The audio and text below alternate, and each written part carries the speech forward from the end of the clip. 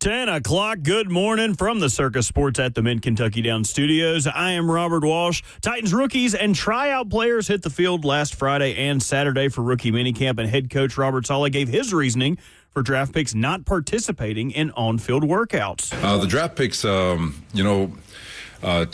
give background, when they're going through the draft process, especially the 30 visits, they've been doing a lot of traveling. So over the weekend with our draft picks, we're going to be doing more baseline checking with them. So they'll be with the weight room, the strength and conditioning coaches.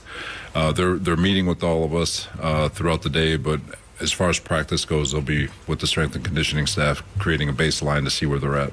In some other NFL news, Colts ended up not picking up quarterback Anthony Richardson's fifth-year option, making him a potential candidate for a future move after requesting a trade earlier in the offseason. And Dolphins running back Devon Achane is skipping voluntary offseason programs, according to early May reports. Last night in the NBA, the Detroit Pistons took over the Magic 116-94 to win the series. Pistons completed a stunning comeback with Cade Cunningham dropping 32 points and 12 assists in Game 7. Detroit overcame a 3-1 series deficit, becoming the 15th team in NBA history to do so. Also last night, Cleveland Cavaliers took the Raptors to the woodshed 114-102 as Cleveland wins the series. They had a valiant effort from Scotty Barnes and R.J. Barrett, but it was not enough as Jared Allen dominated with a 22-point, 19-rebound double-double to lead Cleveland to the second round for the third consecutive season. For all your foundation repair and your waterproofing needs, you got to go to USSTN.com. Breaking news at once on your home for the Titans and the Vols. This is 104.5 The Zone.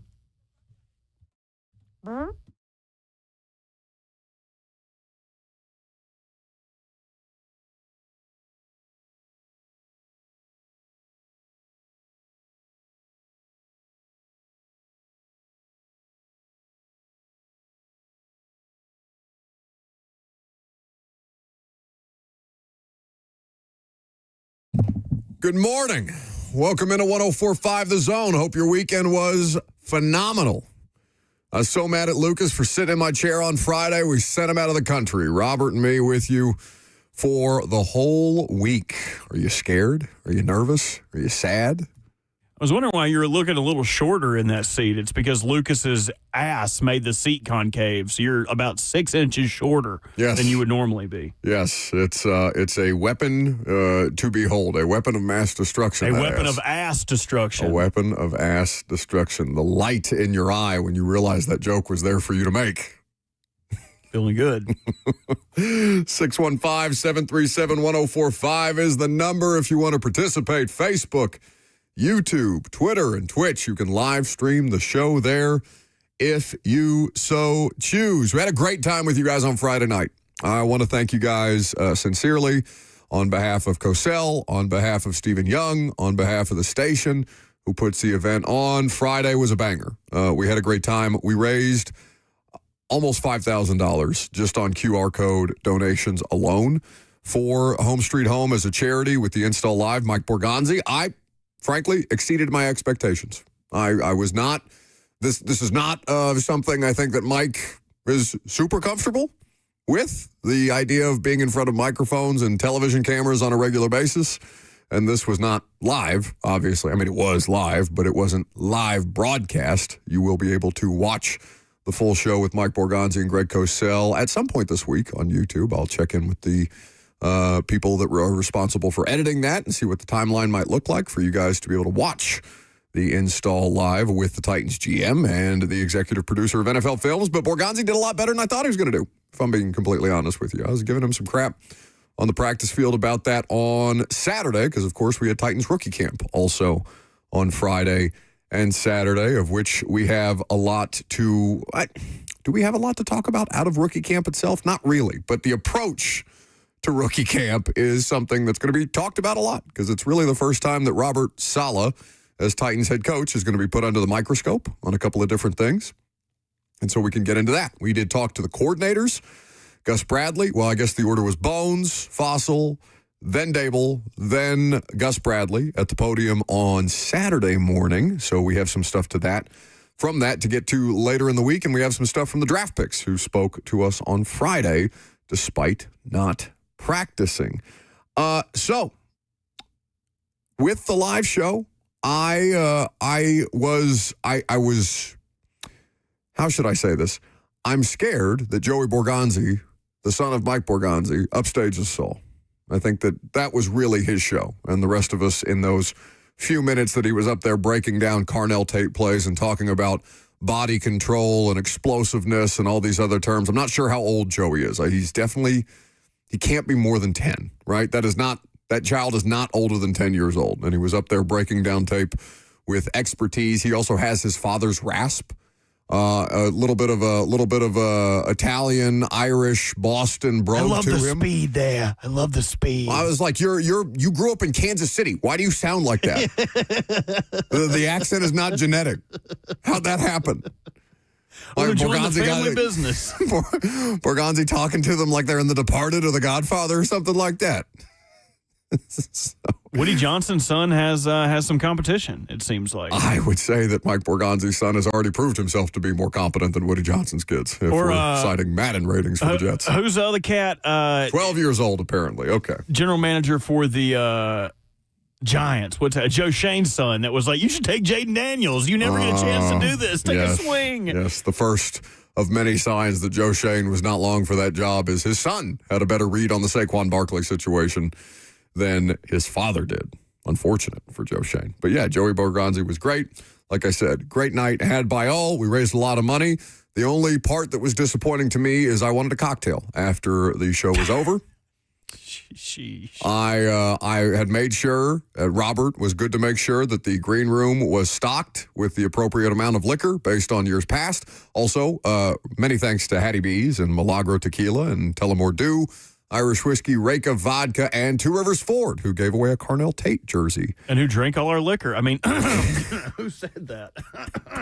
Excuse me, sorry. Still choked up. I was not in the green room. It's like what I imagine. The only other experience I've had that's close to this is high school football state championships. So when you go to, if you're on the team in high school and you go to the state championship, it's a very different week for you than it is for everybody else who's coming up to, in my case, Indianapolis, where my high school team played, my sophomore and junior year we went to state twice, lost both times, got our asses kicked. It was very unpleasant. But I remember everybody having so much fun around the state championship game and all of us being like, I guess we get to go get pizza together and stuff like that. And all these other high schoolers are partying and the parents are getting after it. There's tailgates. And you're like, yeah, I'll just go get slaughtered by Warren Central, who's putting players in the pros on a regular basis and sending, athletes to Notre Dame and Purdue and all manner of other Power 4, Notre Dame, not Power 4 or 5 conference, but you understand what I mean. High-level college football, just getting smoked. Yeah, that's what the install feels like for me. Everybody else gets to get drunk and have a party, and I'm happy to be there. And I have a cocktail up on the stage for sure. I have to have my tequila soda, which Robert was keeping me supplied throughout the course of the show. I appreciate that. But I wanted a cocktail after the show, and the green room was barren, bone dry, Sahara Desert dry. There wasn't a drip of liquor left in any one of them bottles. Believe me, I tried to lick it out like an anteater, and it wasn't there. We also have an issue because after the install, I was like, oh, that's right, I have to Venmo request Buck for this liquor that I bought. I was like, let me Venmo request him. And then I accidentally paid you the money that you were supposed to pay me. So then when I Venmo requested you double what you owe me because I technically paid you and bought it, so then you owed me whatever the double was, you said, oh, good. This can be your allowance. I can trickle this back to you when I need things. No, I'm gonna, hold on. We're going to do this together. How do I Venmo request? Somebody Venmo request Buck that money and then send it to me. I don't know how to do this. No, I think for every time that you cost me money, now I can pay you back with your own money. No, I now have a Robert fund, courtesy of Robert Walsh. Oh, okay. I've already sent it to you. It says, how drunk was I when I did it? Drunk. The number it was, because I paid you double, goober. I'm going to remind you. Just sending you a reminder. No, don't send me a reminder. I'm sending you a reminder every day that I don't have that daggum money. I'll think about it. Well, like I said, it's like Calvin Ridley. We cut your pay. No. And now we incentivize you to earn your money back. No, I'm already incentivized to earn it back because I'm broke after this weekend. I had friends in town. After the install Saturday, they were like, oh, let's go to Broadway. And I was like, yeah, let's go to Broadway. Oh, you didn't even spend that much money. on Broadway on Friday night. Not on Friday night. Well, we only went to the bars. We weren't at the bars for that long. I felt like this was a more reserved post live show than we are used to, because my 23-year-old sister, who does not drink, accompanied us, and then I just felt like I don't know. Like, Lily was fine. Lily didn't need anything. She wasn't like up in arms about wanting to do this or go do that or being tired of this or whatever. I was just like, yeah, I can't really do what I would normally do at a bar because my 23-year-old sister, who doesn't drink, is here. You did not have the crew that we usually have in postgame. I feel like everyone scattered like roaches to different bars. Well, or passed out drunk. Yes. I think next year I need the entire station audience to harass Ross Johnson today for his unbelievably he is the sophomoric culprit. behavior. He is the culprit at the live show. Again, I was not in the green room to witness the slow progression of drunkenness that was Ross Johnston, who will produce the show coming up next with Blaine and Zach. But among his infractions, he spilled a drink on my sister. He tried to swing on Joseph. He thought, or at least talked about swinging on Joseph again. Picked the weakest, smallest human being that he could pick a fight with, and then decided that he was going to tough guy small, little, squeaky-ass Joseph. Who made sure I think he tucked him in, too. Literally tucked him in. Yeah. Tucked him in at the end of the night, despite... he had a good time. Yes, he had a good time. So I need everybody to harass Ross when our show is concluded and when their show starts. But yeah, I really appreciate Mike Borgonzi for making some time, because the Titans, Robert, took the clip of Joey up on the stage with all of us breaking down the clips, and they put it out from the team account, and I saw one Titans fan just bitching and moaning, like, how does Buck get all these opportunities? All he does is rip the team, blah, blah, blah, blah, blah. I said, no, it's not their opportunity. It's my opportunity. I invited them. I invited them. They didn't invite me. I invited them. They didn't have to show up, but they did. We had a big time. We did have a big time. Something else that is worth mentioning, and this would be more inside baseball probably for people, but among the things that made me laugh about this event, Robert, was I'm leaving the practice facility on Friday. We've just concluded the Carnell Tate, Keldrick Falk, Anthony Hill Jr. press conferences. And one of the wonderful PR people at the Titans organization, Everett, calls me and says, wait, have you left yet? And I said, no, I'm in the parking lot, but I can turn around real quick. So I walk back to the facility, and Everett's standing there in the parking lot with two bags. Okay, two bags for one for me and one for Greg. And it's filled with Titans gear, new Titans gear. A lovely tumbler with the Titans alternate, what do you call it, type or font. Wow. You know what I'm talking about? A hoodie with the hoodie that all the coaches were wearing out there. That's very cool. For each of us, a flag, all these different things. And I looked at him and I said, you're adorable. So when are you going to give it to me? I gave it to a fan. I gave mine. Greg took his, obviously. Greg took his and ran. Greg has no conflicts there. He will wear team gear in those situations. And Everett was like, I thought I'd try. I said, nah, I don't think so. You know what the internet would do if I showed up at this show with Titans gear on? Please. They wouldn't have noticed. They would have not noticed. I don't think that's true. I think that somebody would have taken advantage of that. So I appreciate Everett, and I'm sure a fan who was in attendance appreciated the Titans' generosity because I gave that gift bag away. They did not bring Dwight this year. Do you think I need to talk to him? No, it's not that they didn't bring Dwight. Do you think he's scared of me? Yes. No, I love Dwight. Okay, Dwight Spradlin, also a wonderful member of Titans PR. I told Everett I missed him to let him know that I missed Dwight this year. Okay, and Dwight was very happy to tell me on Saturday. He was like, yeah, I went to one. Because you scared the hell out of him because he was the only one who saw you in drag getting ready to ask Brian Callahan a question in disguise as an old lady. Did you have a walker? What did you have back there? Were you hunched over? I don't remember. Dwight Spradlin, who's there to make sure that the coach gets there and back and is unbothered and all these different things and satisfies his responsibilities for the live show. Robert is hiding back there ready for the Q&A session in drag because he wants to be in disguise when he asks his questions.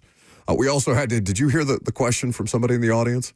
Oh, yeah. Yeah. When Cosell got snippy. Oh, no. At that point of the night, Mike, it's kind of like you probably didn't read these books, but there used to be these books called Cam Jansen, and she could go snap or click or something and take like little pictures. That's all my memories after that point. And I just remember someone said, "Just ask your question. What do you want? What are you trying to ask? Should they have drafted Kyle McCord instead of Cam Ward? No." Greg just like two pieces. This man, and we did not have anybody screening the questions that were being asked, so maybe we did not put this audience member in the best possible position to succeed, because he got up there and just started ranting.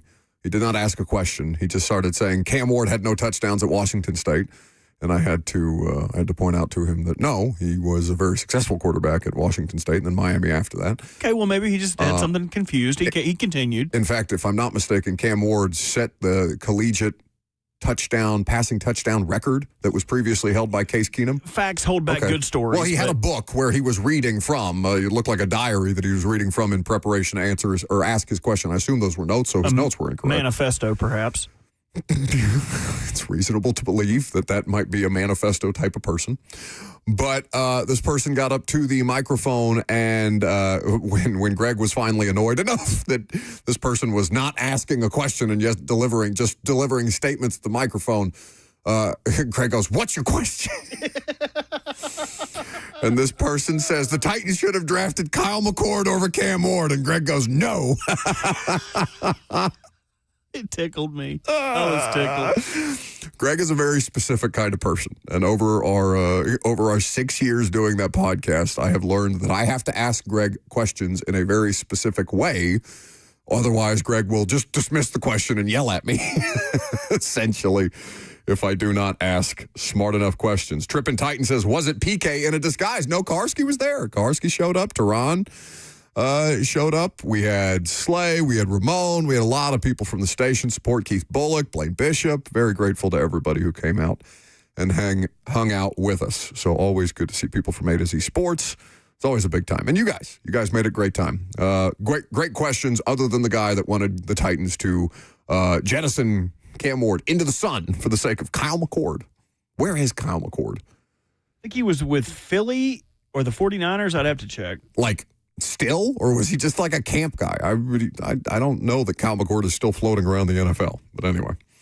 He was with the Eagles last year. He is currently on the Packers. Okay, very good.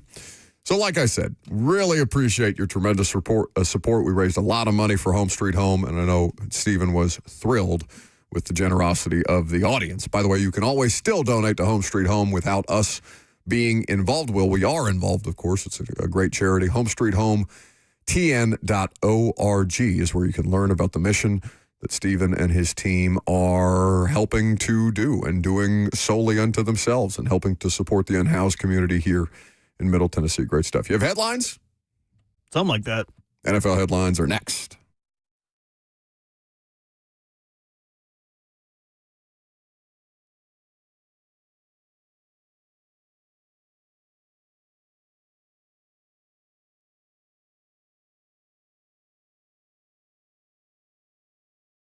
Hiller Plumbing, Heating, Cooling, and Electrical is here for you because no one wants to deal with a plumbing, HVAC, or electrical emergency. Most of the time, you don't know what it will cost or if it'll get fixed correctly or if someone is just trying to sell you something. When you call Hiller, their experts are going to solve your problems quickly. The price you're told is the price you'll actually pay. There's no hidden fees or surprises when you get your bill. Hiller has been in business for over 35 years. They're family-owned and operated. Their techs are professional, experienced, and trustworthy. When the tech is on their way to your house, you'll receive a photo of the tech and a link to track them in real time so you don't waste your time waiting around. 100% satisfaction guaranteed of Happy You'll Be, or the service is free. That is the Happy Hiller promise. So visit them online today at happyhiller.com.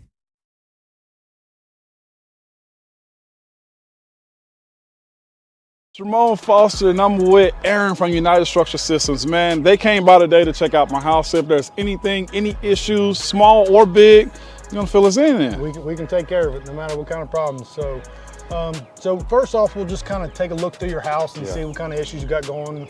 You know, cracks in the brick, cracks in the drywall, weird spots in the floor, doors sticking, windows not opening properly. Once we identify those areas, we're going to do a thorough inspection around the outside, make sure there's no issues going on with that. And then once we look over it, we'll talk about what's going on, and hopefully we ain't got no issues, and then we'll go from there. Let's go. Let's go.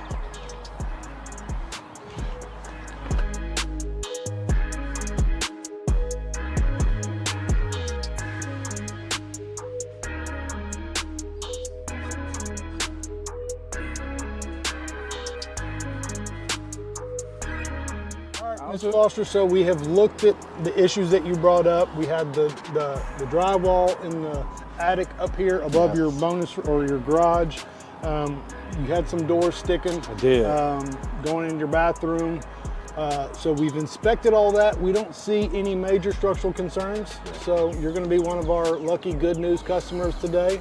There is some minor deflection there. That's not an uncommon thing. As any house is built, it's its biggest and its strongest the day that it's born. Gotcha. Right? And from that point, it just gets older, just like us. We ain't hopping up out of bed, taking off down the hallway, running those stairs anymore. Not protecting quarterbacks anymore. No. Opening up late. We're done. Your guard ain't there no more. Okay, so. I got you. So it just happens. It gets a little older and it starts to deflect. Now, there are some things we can do to kind of help adjust those doors, mainly adjusting in the door, which we don't necessarily do, and maybe doing some light shimming in the crawl space down there to address those sticking doors. But for now, no major issues there. We did talk about the grading in the back and some issues that we can take care of back there for you. But that's pretty much up in a nutshell. No big issues and you're good to go. So. Awesome. So again, what you deal with United Structural Systems is it's upfront, it's honest, and now I can sleep peacefully at night, okay?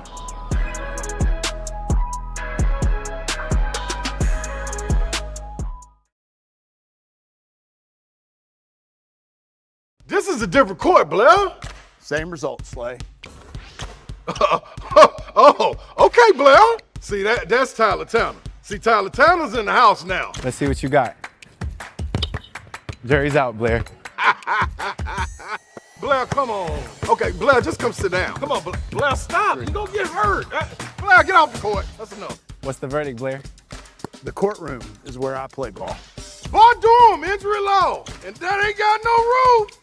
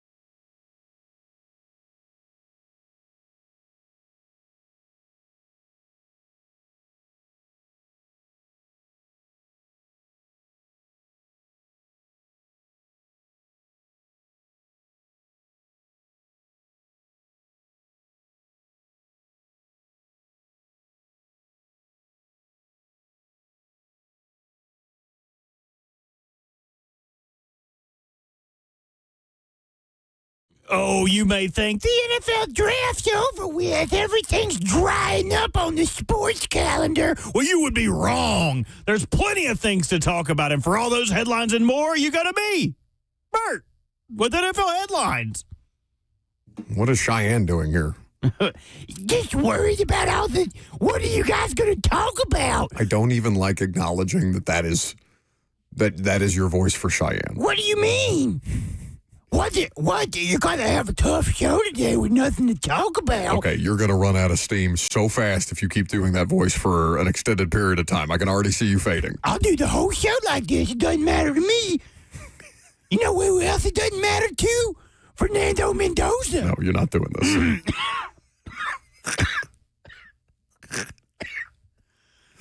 You know who else it doesn't matter to? Yeah, thank you. Fernando Mendoza. Yes. Because he is turning down an opportunity to go to the White House to go to Raiders training camp, saying, quote, nope, I've got to earn my spot same as everybody else.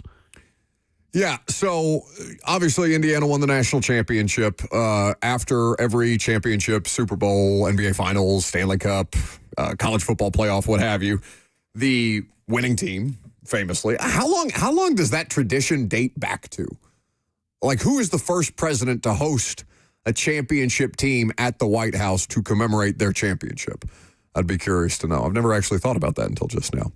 But Indiana is going to the White House to celebrate the college football playoff national championship that they won this past season. Mendoza was asked about it in his introductory press conference, or rather not introductory press conference, but his rookie minicamp press conference after he was drafted number 1 overall, obviously quarterbacked Indiana to a national championship last year. The White House visit it looks like next week, May 11th. So what Mendoza said is that he was prepared to miss the White House visit, believing that it fell on the first day of OTAs and that he was at the bottom of the totem pole as a rookie. Quote, I can't miss practice as a rookie. I don't think that's a good look. I want to try to best serve my teammates, and I don't know if that would be accomplishing that goal. So when these things come out, they tend to be polarizing because it is adjacent. It's not a political thing to go to the White House. I mean, you can make it a political thing if you choose to not go to the White House as a championship team because of who's in the White House, as teams have done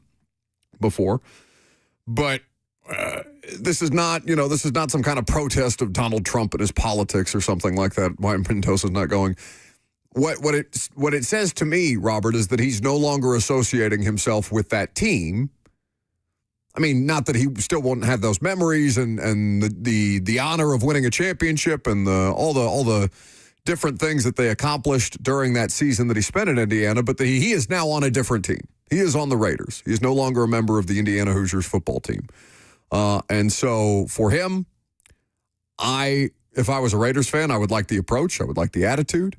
If somebody wants to turn this into some kind of a political statement that it's not, I think that's stupid. But yeah, Mendoza, I think he should go. I don't think anybody's going to, I don't know, if you were a teammate of Fernando Mendoza's, would you hold it against him that he missed the first day of OTAs to go to the White House? No. And that's also not exactly a quick trip, Vegas to Washington, D.C. That's a significant amount of flight, and then you're dealing with all the different things that you have to do to make sure that your body's ready to compete when you do get on the field, because, of course, they will be on the field with vets when next the Raiders rookies, Titans rookies, all these different rookies who have had their rookie camp, they will next be integrated with the vets, and so you want to be at the top form or your top form. He's not competing with he is competing with Cousins, but they're going to start Kirk Cousins, aren't they? We kind of did this last week on Friday when you were out, where Daniel Jeremiah and Charles Davis kind of went back and forth at each other about what will he, won't he. Daniel Jeremiah's stance was they're not in a hurry. They have Kirk Cousins. There's no reason to throw him right into the fire. You can take your time with this. And Charles Davis said he was the number 1 overall pick at quarterback. Why the hell wouldn't they start him? He's going to have more than 12 starts this year. I think the jury's out. I have no idea about what the decision will be. But I think either one, you could have the merits of it being smart. And before we continue with this, to answer your previous question, who was the first team to be hosted at the White House after a national championship? That would have been the 1961 Crimson Tide, as they were hosted by John F. Kennedy. Very cool. Speaking of hosting, A Moment's Peace Salon and Day Spa is hosting 3HL later this afternoon. You can join 3HL as they broadcast live from A Moment's Peace Salon and Day Spa today from 3 to 6 p.m. Achieve hero status for the mother in your life with a unique and thoughtful gift from A Moment's Peace. Choose your budget, and whether you spend a little or go lavish, you can choose from 10 different services, all under one roof at A Moment's Peace Salon and Day Spa. For more information, visit 1045thezone.com/events. Speaking of A Moment's Peace, we got a $100 gift card to give away for Mother's Day for Oh No tomorrow. Tomorrow at, what time do we do Oh No? 10:45? There you go. Yep. 10:45. Mother's Day is Sunday. I did my Mother's Day shopping on yesterday. It is Sunday. Yes. Sunday. I don't care how you feel about your significant other or your girlfriend or your fiance. You got to do right by your mom. So do right by your mama. As Mr. T says, treat her right. Treat your mother right. You ever heard that song? I don't think so. Who sings it? Mr. T. Oh, okay. Yeah, come back with it then. Yeah, I'll bump back with it. I promise I will. So hang out with 3HL at A Moment's Peace this week. Or today, rather. DK Metcalf is no longer facing any charges for a fan altercation that happened at the end of the season last year. And we don't really have anything to think about as far as that goes anymore. But he did impact the NFL with a rule change where now things that happen away from the field of play can be reviewed by external referees to distinguish whether there should be or shouldn't be a penalty in the field of play for something that regarded outside of the field of play. So it was funny even that, I don't know, like this Ryan Kennedy guy, who's the fan that DK grabbed a hold of, it was in Detroit, right? They were in Detroit. He's a Lions fan. So Wayne County prosecutors in Detroit announced that it would not pursue a criminal complaint against Metcalf following the investigation into the incident. So he was caught on camera, DK was, with this Lions fan wearing a blue wig, blue and black shirt that aligned with Detroit's colors. He's obviously a Detroit fan, and they're having an exchange along the rail in the second quarter. So this is in game. Pittsburgh ended up winning that game 29-24. This was in mid to late December. And so Kennedy leans over the rail, which, by the way, if you enter that space, I think you should be subject to football martial law. Like, I think that once you enter their airspace, they should be able to grab a hold of you if you've got the stones to chirp at a professional athlete who you think is 12 feet below you and can't do anything to you and won't do anything to you. I think that more players should put hands on fans in those situations. I'm advocating actively for violence in that situation. So this Ryan Kennedy guy leaned over the rail during the exchange. Metcalf ended up grabbing him. It looks like kind of by the collar or by the wig, the blue wig that he's holding, but it didn't look like enough contact to substantiate certainly criminal charges that this Ryan Kennedy guy pursued. So I think it's loser behavior from the fan, and I think that is loser behavior from fans just generally. So they should be subject to whatever happens when you lean over the side and start chirping at pro athletes that way. So good on DK. But they voided the $45 million. Yes, so the damage has been done. So he got suspended 2 games, $500,000 in game checks, and voiding his $45 million in guarantees, which at the time, and may still be, the largest offensive contract the Steelers have ever given out to a singular player. Yeah, Daryl on YouTube says, you enter the ring, you are actually in the ring, and will get your ass whipped. Yeah, it's like, there was a Seahawks-Jags game a couple years ago in Jacksonville where this Seahawks defensive lineman, he either got something thrown at him or was getting chirped at or something like that, and he looked like he was about to climb the wall in Jacksonville to go rough this fan up. So, like I said, I think if that gets you to stop the behavior, I'm for it. Patrick Mahomes looks like he is on schedule to participate in Chiefs OTAs. This was a shock and surprise to me, as I expected him to not be ready for week 1 of the NFL season. Yeah. How do you feel about it? So they're saying he's in good position. The quote from Andy Reid was, he's in good position to be able to do some things. And Andy Reid at the podium was non-committal about Mahomes being available on May 26th when they start their OTAs. I am also, like you, surprised. This man tore his ACL. When did the Titans and the Chiefs play? Was that week 14, 15, somewhere in that neighborhood? It was late in the season in December here in Nashville because he tore his. When did the Titans play? What locker room were we in? Niners. So that was week 14 when Mahomes tore his ACL because it's the same day that Micah Parsons. And I can't remember whether Micah tore his first and then Mahomes later, but I remember players in the Titans locker room finding out that both Micah Parsons and Patrick Mahomes were done for the year after that stinky Niners game. So then the Chiefs come to Nashville in week 15, if my memory serves correctly. Gardner Minshew gets hurt on like the third play, and you have Chris Oludokun coming in to play quarterback. That's a name that's going to stick with me for a while, having watched him play almost a full football game for the first time in his NFL career against the Titans, of which the Chiefs lost. So, yeah, I am shocked that Patrick Mahomes would be any kind of available for them. That is an insanely short turnaround. I would not want to rush that if I was Kansas City. What does available mean also? Like you put him in an injury penny, you send him out there, he does some work. There's no contact, obviously, at this time. There's no contact in NFL training camps or OTAs for the quarterback anyway. That's the fastest way to get your ass cut or fined.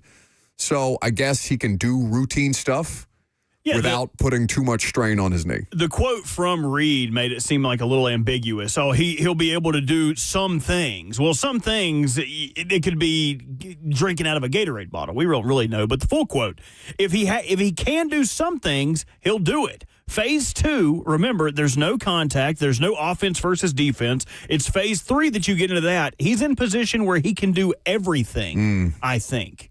Yeah.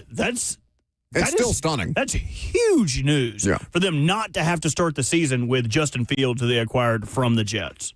Now, I mean, theoretically, they could still start the season with Justin Fields, right? But just give Mahomes the opportunity to get out there, shake off a little rust.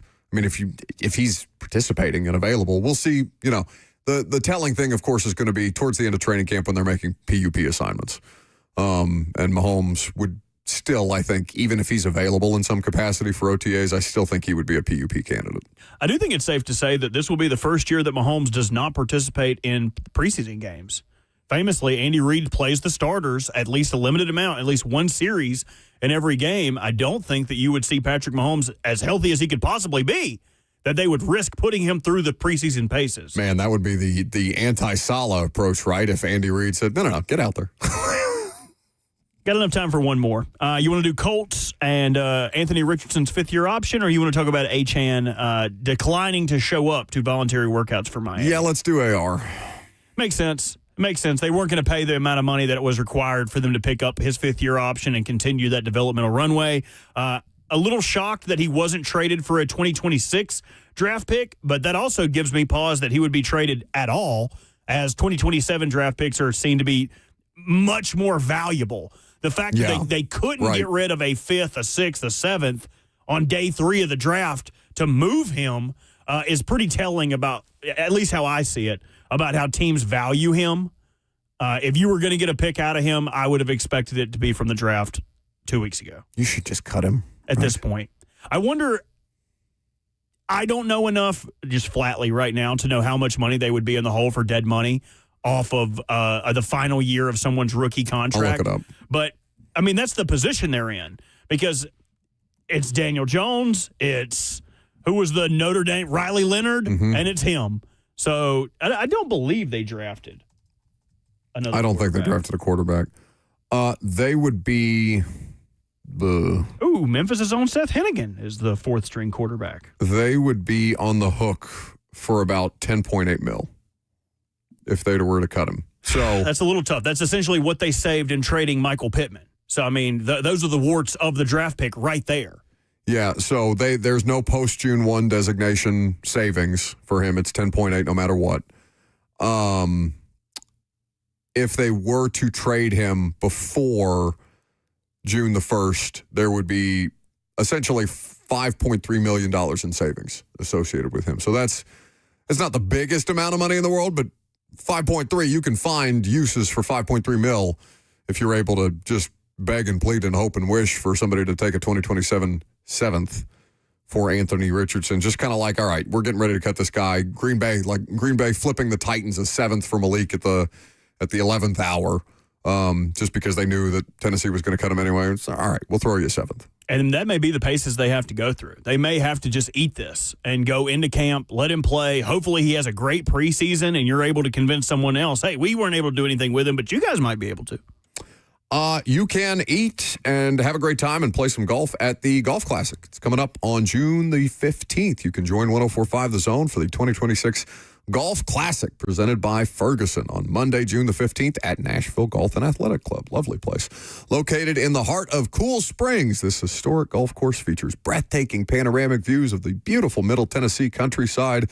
The 2026 Golf Classic will also be highlighted, like I said, with great food, cocktails, prizes, so much more. Purchase your team today and choose between 2 flights, 8 a.m. or 1 p.m., and spend the day teeing off with folks at the station. For more information or to purchase a team, visit 1045thezone.com today. We do have a little bit of Vols news that if Lucas would hear, he would be screaming and yelling at me about for not getting to. So we will get to that as well as some UDFA conversations coming up next.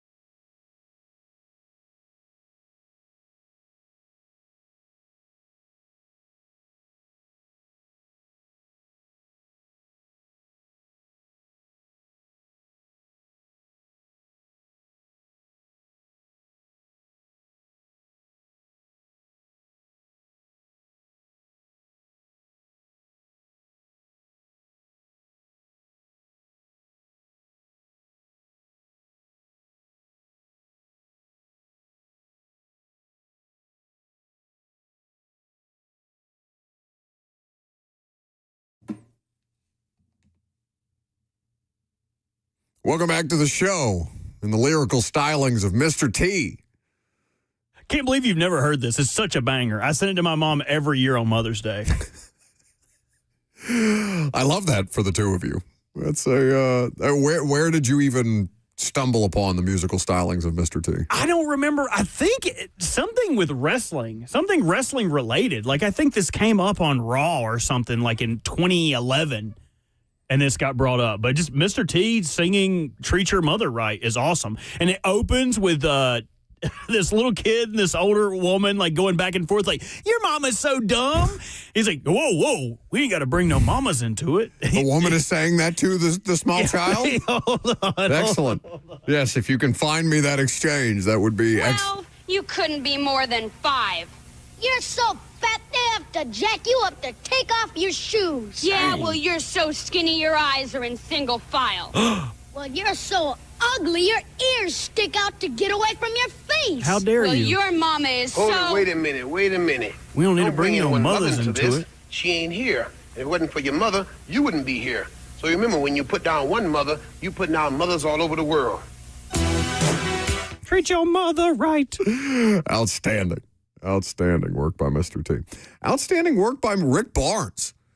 Robert and I were talking about how much Vols do we do this week without Lucas here, because Lucas is in Portugal until next week with his lovely fiance, Megan, and their family. Lucas still checking in. He wished Phil Noel a happy birthday from... did you, by the way, are you on people's cases about making sure that you're mentioned in the monthly birthday mailer? Phil always reminds us about whose birthday it is, which is why that we are in a group text with Phil. Also, happy birthday, Phil Noel. Last year, for whatever reason, the woman who sends our birthdays out, Angie, did not send an August birthday reminder. So no one knew it was my birthday, August 4th, in case anyone out there wanted to get me gifts. Big shout out, by the way, to Halo Rail Fan, who's in the chat sometimes. We bonded talking about trains on primetime one night, and he brought me a daggum Amtrak helmet to the install. Oh, really? Yes, I'm very happy about it. I'm hopefully going to procure that again because I was so drunk I left it in the green room. Hopefully I can procure that today to wear on primetime tonight while I'm naked. But Rick Barnes, yes, speaking of... Go ahead and try and save this. Put your helmet on because Rick Barnes is going to work. Put your hard hat on, take your pants all the way off because Rick Barnes is cleaning up. And Juke Harris is coming to town. Just unbelievable. Yeah. So we talked a little bit about Juke Harris and Tennessee's excellent work in the transfer portal so far, Tennessee basketball. He might be Juke Harris, the best player in this transfer portal class that they've put together. He's from Wake Forest, announced his decision just about, I think, right about the time we came on the air today. He's going to join the Vols. He's withdrawing from the NBA draft. So that's the 7th transfer for the University of Tennessee. Huge work being done by Rick Barnes and his staff in the transfer portal to rebuild this roster. Obviously, they lose Nate Ament to the draft process, which was mostly expected, though there was some hope they would be able to return Nate Ament. But this is the biggest get of Barnes's transfer portal class so far. You were competing with Michigan and North Carolina for his services. And last I looked, for whatever these things mean, Tennessee was just one behind Indiana for the best transfer portal classes in college basketball. They were sitting there at 4th in 247 composite portal class rankings, and that was prior to Juke Harris. I would think that the Juke Harris signing would have Tennessee leapfrog Indiana, who also did a lot of work in the transfer portal this offseason. Yeah, the addition of Juke Harris makes 5 transfer portal additions who all averaged over 15 points a game or greater last season. So it's got to be good. I mean, I remember the conversations around when the season ended was like, oh, Lady Vols aren't going to be able to field a team. Oh, Rick Barnes losing the whole team. What are they going to do?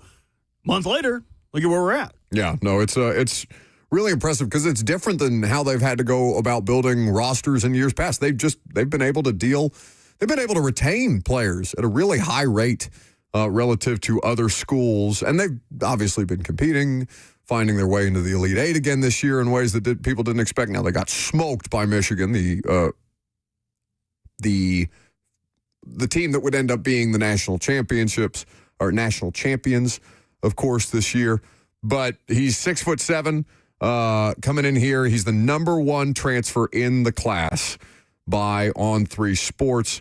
So that's Tyler Lundblade, Terrence Hill Jr., Jalen Harrelson, Braden Liu, Miles Rubin, and is it Day-Day Ames, I believe? Day-Day. Day-Day Ames. So Harris averaging 21.4 points per game last year for Wake Forest. It was his second season playing for the Demon Deacons.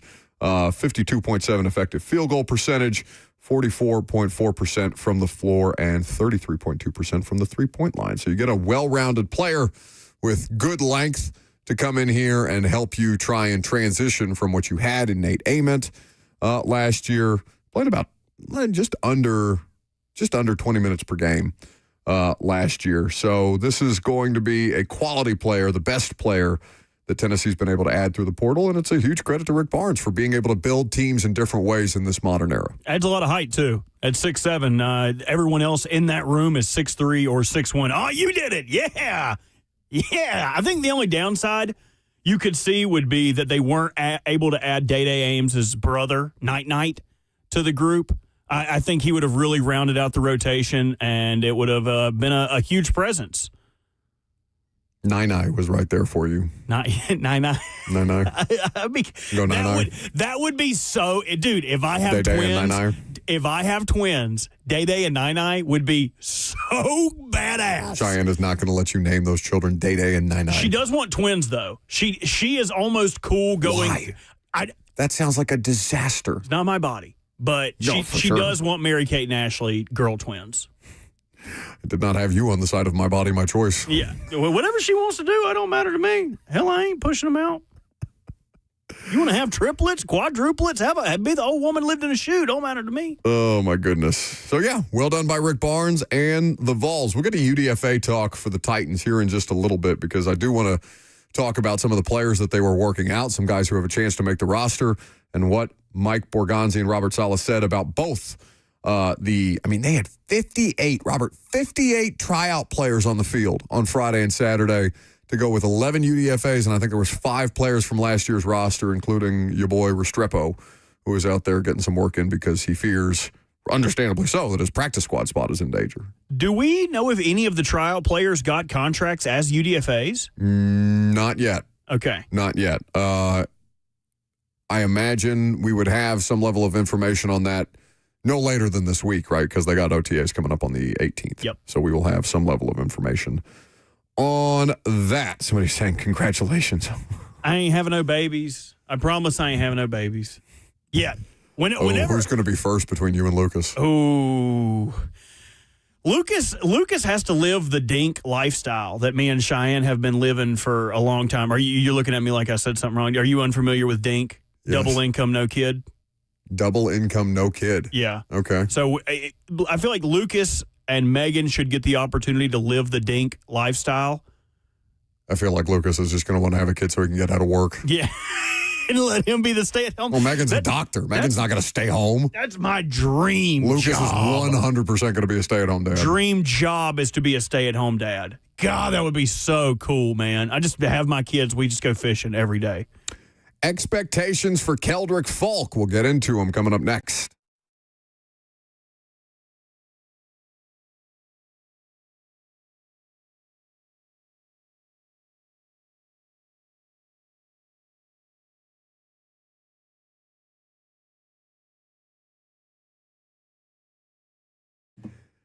If you are not feeling quite like yourself, if your energy's down, if your performance is suffering, if things aren't working like they used to, you're not alone. Happens to a lot of guys as your body changes, as you get up there in age. That's why the Tennessee Men's Clinic, powered by Men's Pro, is here to help you. What you'll like about them is that they've been doing this for years. They're not just the newest fly-by-night place or sketchy online pill.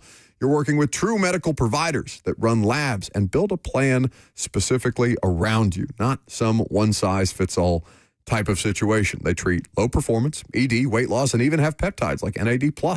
Their treatments have worked for thousands of men, and most guys say they wish they would have come in sooner instead of procrastinating and hope that the problem resolved itself on its own. That's not the way that these things work. Right now, your lab panel and consultation are just $99, so call 615-208-9090. That's 615-208-9090, or visit them easily online at TennesseeMen'sClinic.com.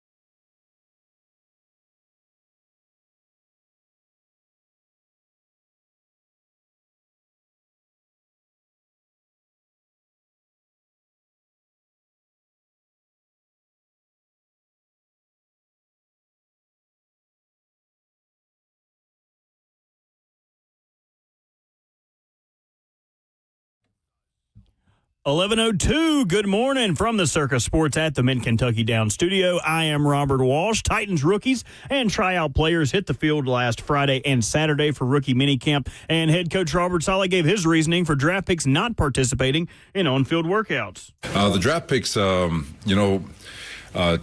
give background, when they're going through the draft process, especially the 30 visits, they've been doing a lot of traveling. So over the weekend with our draft picks, we're going to be doing more baseline checking with them. So they'll be with the weight room, the strength and conditioning coaches.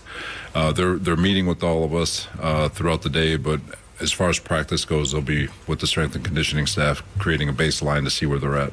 And a Vols basketball recruiting update as Wake Forest transfer guard Juke Harris has committed to Tennessee. The 6'7" sophomore averaged 21 points and 6.5 rebounds per game this previous season. In this portal cycle, Tennessee has signed the leading scorers from Wake Forest, Loyola Chicago, Cal, VCU, and Belmont. The second leading scorer from Notre Dame, and last season, Tennessee as a team made 214 threes. Their incoming portal class combined to make 364 threes last season. For all your foundation repair and your waterproofing needs, you got to go to USSTN.com. Breaking news at once on your home for the Titans and the Vols. This is 104.5 The Zone.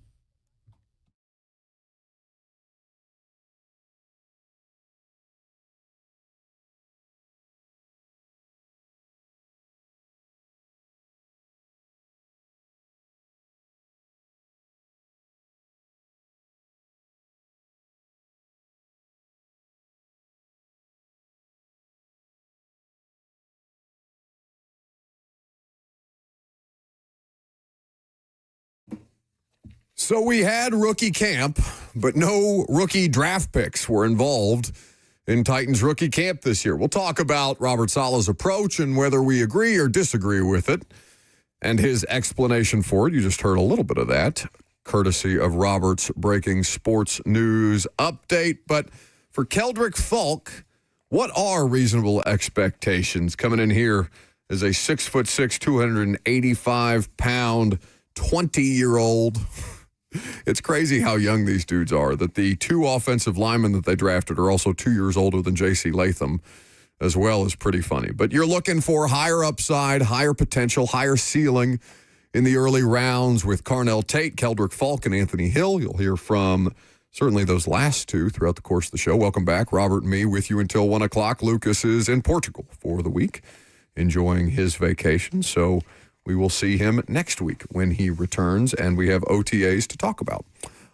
With Keldrick Falk, they signed a number of different defensive linemen, different edge guys, traded for guys to come in here and fortify this roster. And what Robert Saleh said on the Friday morning after they drafted Falk and Tate was that of Falk's situation, yeah, they're trying to roll 8 or 9 deep off this defensive line, just to get after you in waves, to try and keep fresh legs as much as humanly possible. It's a great way to have a pass rush without any truly star players on your pass rush. Well, I guess Jeff is truly a star player. He's the best interior defensive lineman last year. But beyond having like multiple options, and very few teams have multiple star pass rushers, right? The Eagles have done this very well at a high level the last couple of years. Niners with Salah have obviously done this at a high level. They also invest very heavily in their defensive line in San Francisco under John Lynch and Kyle Shanahan. And while Salah was there, how many different first-round picks on the defensive line did they have at the early part of that onset where you're talking about guys, DeForest Buckner, who was a first-round pick by the Niners, ultimately traded to the Colts. You're talking about a number of different players who came in there. Who's the guy who's on the Jags right now? Eric Armstead. DeForest Buckner, Solomon Thomas, Nick yes. Bosa. Solomon Thomas, who's on the Titans. Right. Yes. Javon Kinlaw, who's not on the Titans, but another defensive lineman. Kinlaw didn't really pan out that way. It didn't work because I believe they traded Buckner to the Colts, and that was kind of their replacement on the inside, was to add Kinlaw, and it didn't really pan out the way they wanted to. But I believe Kinlaw's kind of recouped some of those losses in the early years, and he's just an average defensive lineman at this point. So what do you need from Keldrick Falk in year one? And frankly, the conversation that I'd like to have with Titans fans, 615-737-1045 is the number. Who do you have higher year one expectations of between Keldrick Falk and Anthony Hill Jr.? Because I think my answer to that question is Anthony Hill Jr. I think that he is going to be leaned upon in a much greater way right out of the gates anyway. He's immediately one of the 3 best linebackers on the team. And in this particular defense with Robert Saleh, who's got a history of off-ball linebacker development in his tenure, both in Jacksonville and San Francisco and several other stops, Houston. Robert Saleh has always had one of these star-studded off-ball linebackers to help make his defense go. Obviously, the highest-end version of that is Fred Warner. And I think that Anthony Hill coming in, while he's got a lot of work to do and has to earn a spot, without question, he's immediately one of the 3 best linebackers on the team with Cody Barton and Cedric Gray. We'll see if James Williams can't find a role for himself in this defense, but he does feel like the odd man out, at least at the onset before we put pads on. So I'd probably take Hill with greater or a more impactful rookie season than Keldrick Falk. But I think it's been designed, Robert, for Keldrick Falk to be able to integrate more slowly. We'll talk about what the coordinators said at rookie minicamp tomorrow as we stretch some of this stuff out. But let's hear from Keldrick Falk, who spoke to us on Friday. As we mentioned, the rookies did not practice the draft picks did not practice at rookie minicamp these past couple of days. But we did ask Keldrick Falk about the acclimation process. The football part is probably pretty routine for you at this point in your life, but I imagine the logistics are, the difficult part of settling into a new team, new place. Right, yeah. Football is going to be football. It's just going to be the concepts of, what you're learning. Some of it is something similar to what I did at Auburn, and, it's really just me, trying to unlearn what I already did and just, trying to relearn it again, just trying to get the concepts and the wording down from this staff, and just trying to get down what they're trying to get me to learn to do. What's the kind of the gradual ramp up like for you guys? Coach Saleh said he wanted to take you guys slow with draft picks coming in. You ever been a part of anything like that on day one before? Yeah, I did at Auburn. At Auburn, we kind of like slowly got guys into programs just to, not just throw them in the fire like right away, but to slowly get them back up to speed. That happened with transfer guys that first come in, with the freshmen that first come in with us. It happened with me my freshman year, just getting acclimated to all the new things I had to learn. But I feel like it's a good thing, just getting us up to speed with the vets. So that's Keldrick Falk speaking with us on Friday. And again, did not practice, but they have a performance education session that they've had with the rookies in the bubble the last couple of days. They're also obviously participating in a strength and conditioning program. So they're not just getting days off here, which I'm sure. And I wonder how I would feel about that if I was a vet. I brought this up last night on Primetime, but we can get to more of that when we talk about Robert Saleh's logic behind all of this. Ideally, I don't want Keldrick Falk to be anything more than a rotational player in his rookie season. I don't think he has to be. And we did obviously a lot of Keldrick film study with Borgonzi and Cosell on Friday. Robert, some of the grossest games that I watched in cutting up that tape. Did I tell you what happened with that Cosell, God love Greg. He's got a million different things going on, and I'm not upset with him by any stretch of the imagination. But I was texting him on Thursday night, asking him, Greg usually provides me a list of individual plays that he would like for me to go out and find and to make sure that we have ready for the live show. And that's fine. That's easy for me to do. Greg forgot to put together the list of plays that he wanted this year. And then his response at Thursday at like 8 p.m. while he was at dinner with Brent was, well, you can pick the plays. I was just horrified. I was like, yeah, this one's good, right? He gets to tackle. He looks here. Big and strong here. Let's do this play. So I'm immediately just terrified of what it's going to look like for me to go through and try not just cut up the plays, because that's fine. I can do that. And I've been watching football long enough. Like I know what generally to look for. But Greg was putting the onus on me to find the best plays to put in front of the GM. I was like, I don't think this is a good idea. It ended up working out. I watched a lot of gross Auburn football games on Thursday night and Friday morning getting ready for the live show. Keldrick Falk, while I understand why people would not be in love with the idea of a player who had what would be described as a great deal of almost plays in his final year and was infinitely more productive statistically in his second year as a starter at defensive end as opposed to his final year in college where he played and started in all 12 games. For example, sacks went down from 7 to 2 from 2024 to 2025.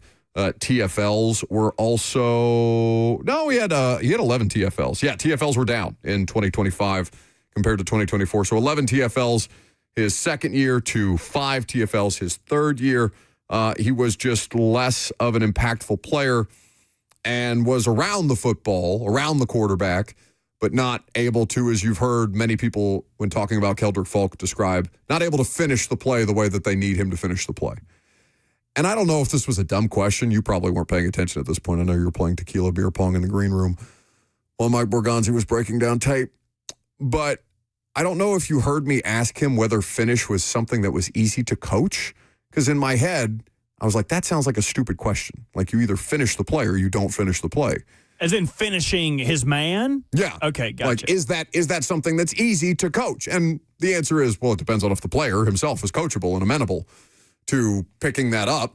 And Borgonzi seemed to think that based on the person that Keldrick Falk is, who they didn't really have a lot of interaction with, next to no interaction with Keldrick Falk in the pre-draft process, it's funny. How often do you have a team with 2 first-round picks and both first-round picks are surprised that they got drafted by the team that took them? Cardell Tate's looking around like, me at 4? Who, me? Keldrick Falk saying he had no engagement with the Titans and so was surprised when Tennessee ended up taking him, but that's the way that sometimes these things play out. Expectations for him, like I said, glorified role player in year one. Eric Armstead is the player that he gets a lot of comparisons to from Borgonzi and Salah. Eric Armstead's rookie season was basically, hey, we're going to put you out there on early down, stop the run. And if you end up in a situation where we feel like you're developing well and you're learning some additional pass rush moves and you learn how to understand or you learn how to use your leverage better because he's a tall ass dude. He's 6'7". Falk? Yeah. He's 6'7"? That's what it says here.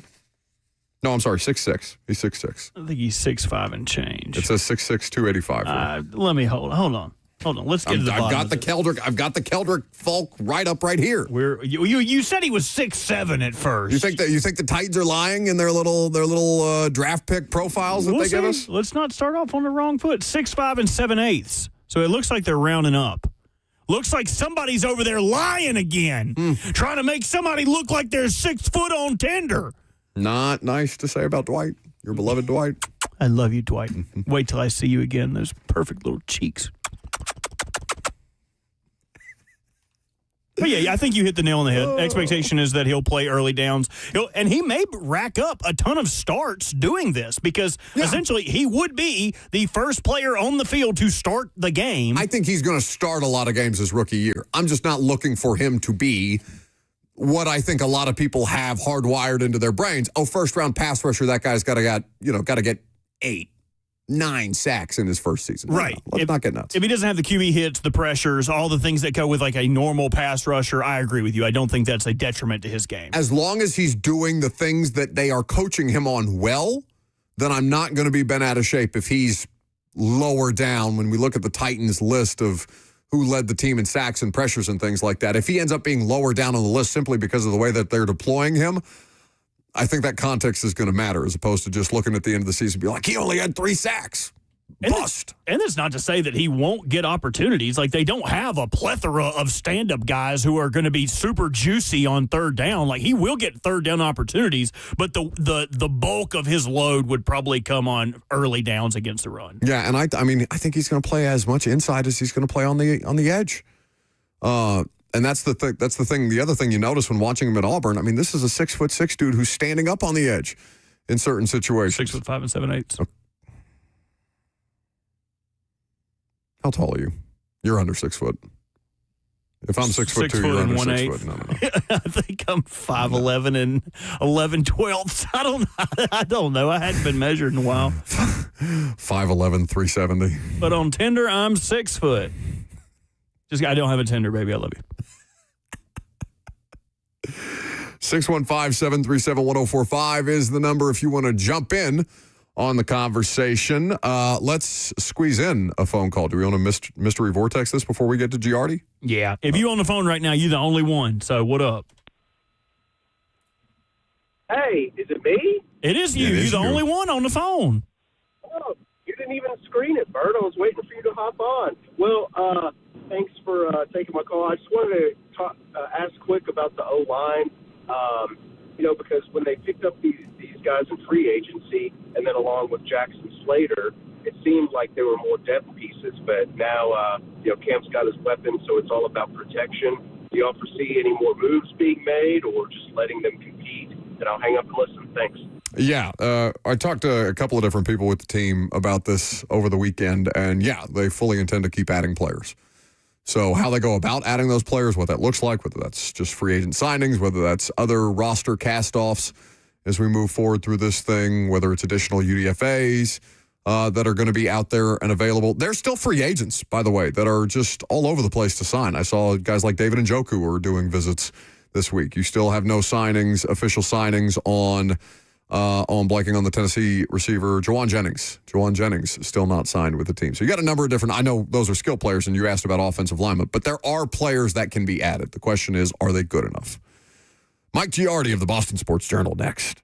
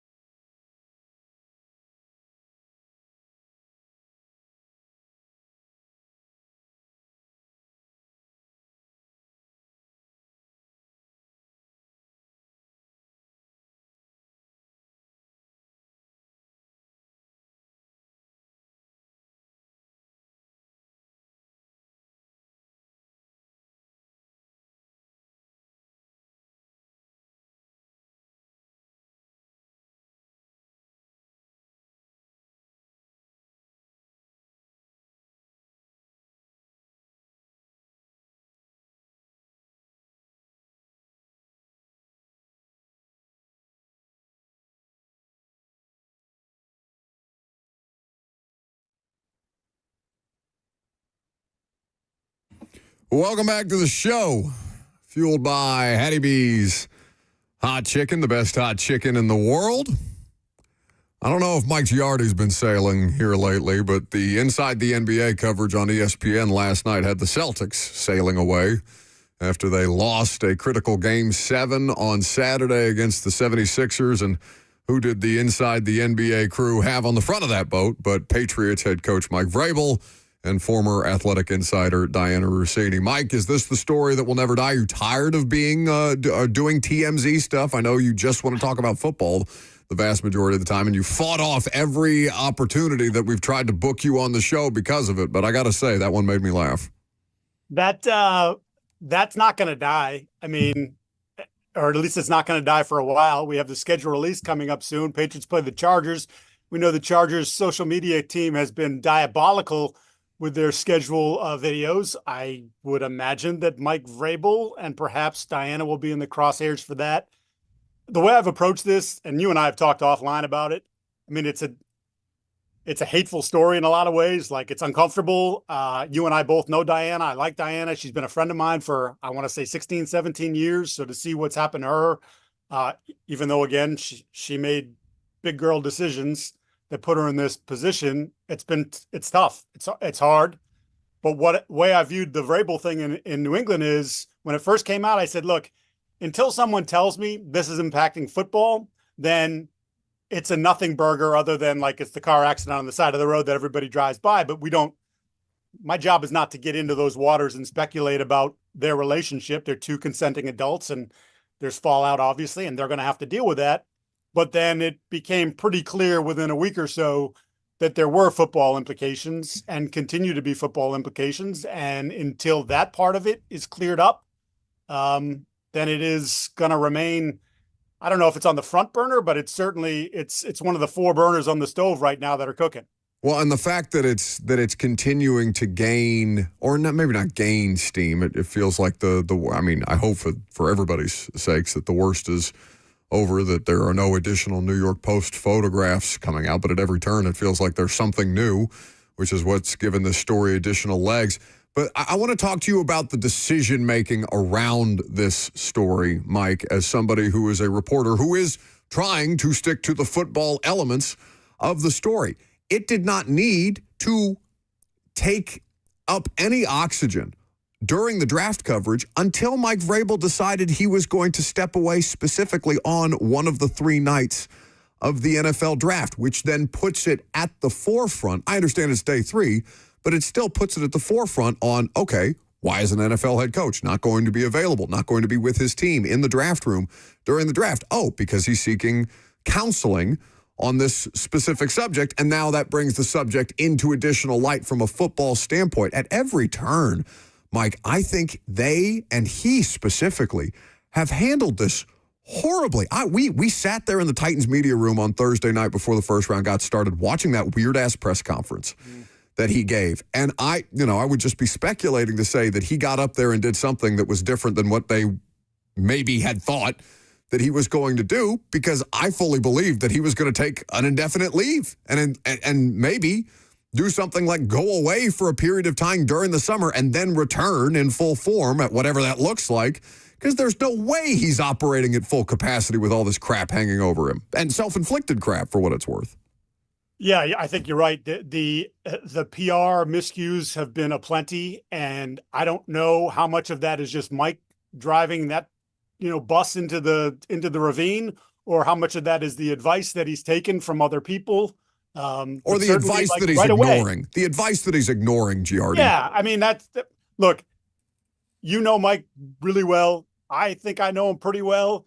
He's the smartest guy in the room, and he knows that he's the smartest guy in the room. And I think the smartest guy in the room doesn't always listen to what everybody else is saying.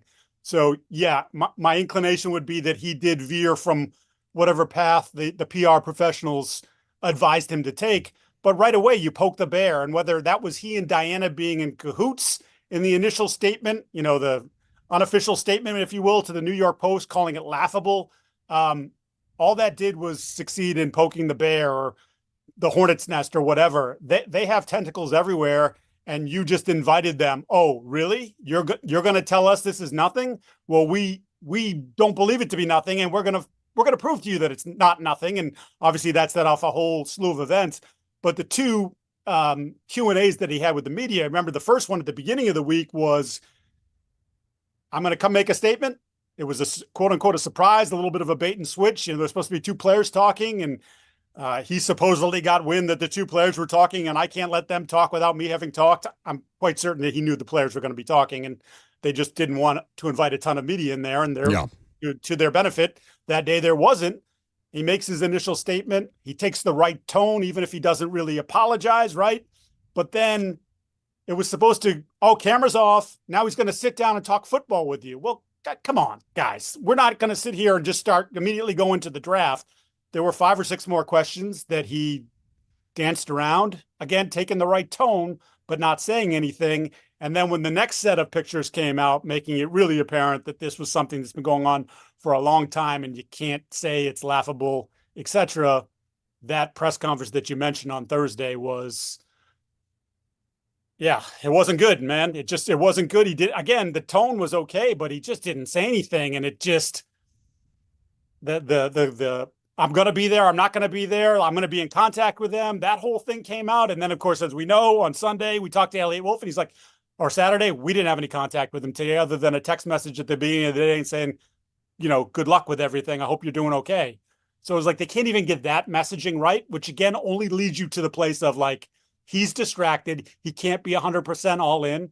And as I reported, Buck, I'm not talking about like, I didn't pull the 90 guys in the locker room and the entire coaching staff, but there are guys that were like, okay, when he first apologized or whatever he did in front of the room, we're like, okay, man, we make mistakes. It's, like, we got you, coach. We love you. And then you got to have another conversation a couple of days later because more pictures come out. And then it's like, man, we're gonna be doing this all year. Like, what's the deal? So that does lead to a little bit like, coach, you got to prove to us now the stuff that you preached. You're not walking it, but you talk it now. Like, you got to prove it to me again that you're the guy to follow. Well, and that's the thing that sticks out to me more than anything. Mike Giardi, Boston Sports Journal, here with us on 104.5 The Zone, covers the Patriots on a regular basis, is because, like you say, I know him very well. His principles are now being questioned at every turn because he, at bare minimum, looks like a liar and looks like a fraud in the middle of all of this, which is not something I thought I would ever say about that specific individual.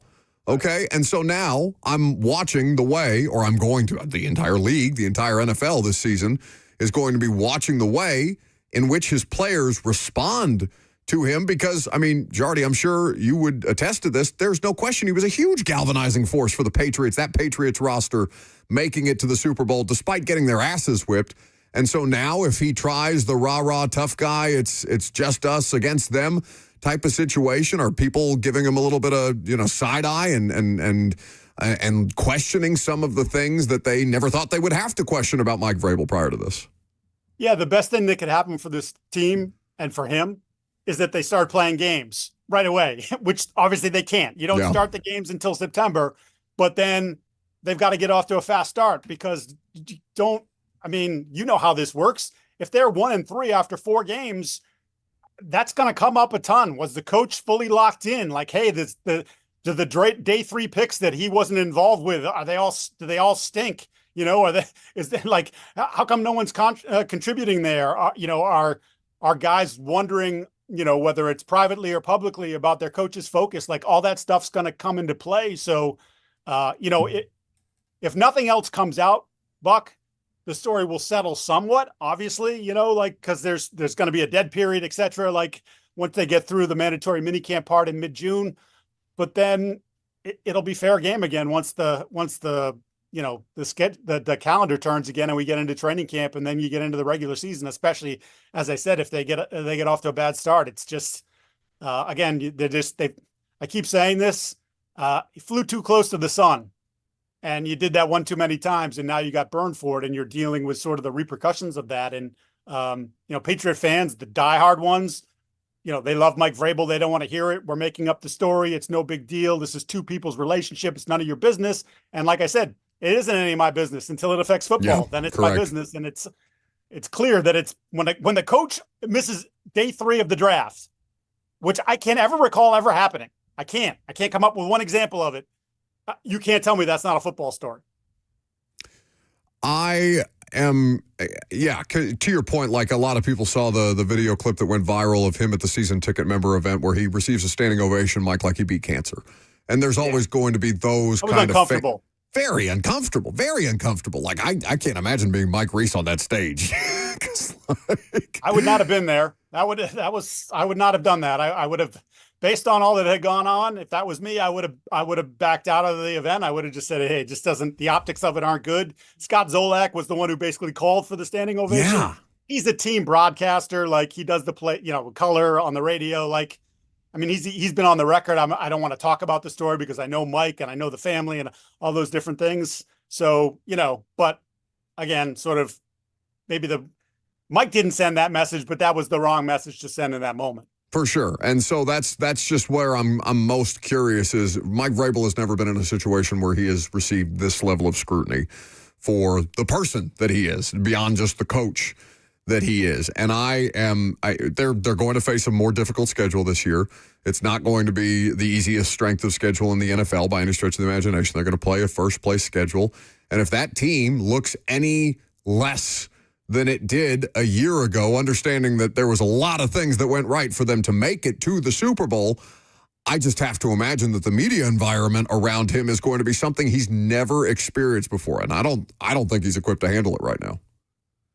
Yeah, it's going to be a real question as to whether or not he can handle it, because you're right. It's different than you're just losing games. There's the whole personal aspect of this that comes into play. And again, I'm not wading into those waters, but other people have, and they're going to continue. And that's got to be hard for someone like Mike who likes to control things. Like, that's got to be hard to stomach.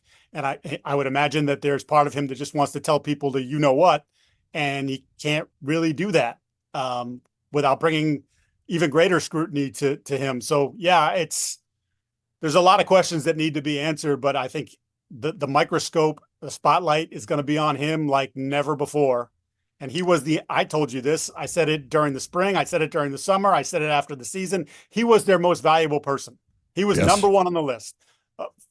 Drake May becoming a near MVP, incredible. Like, he's a great talent.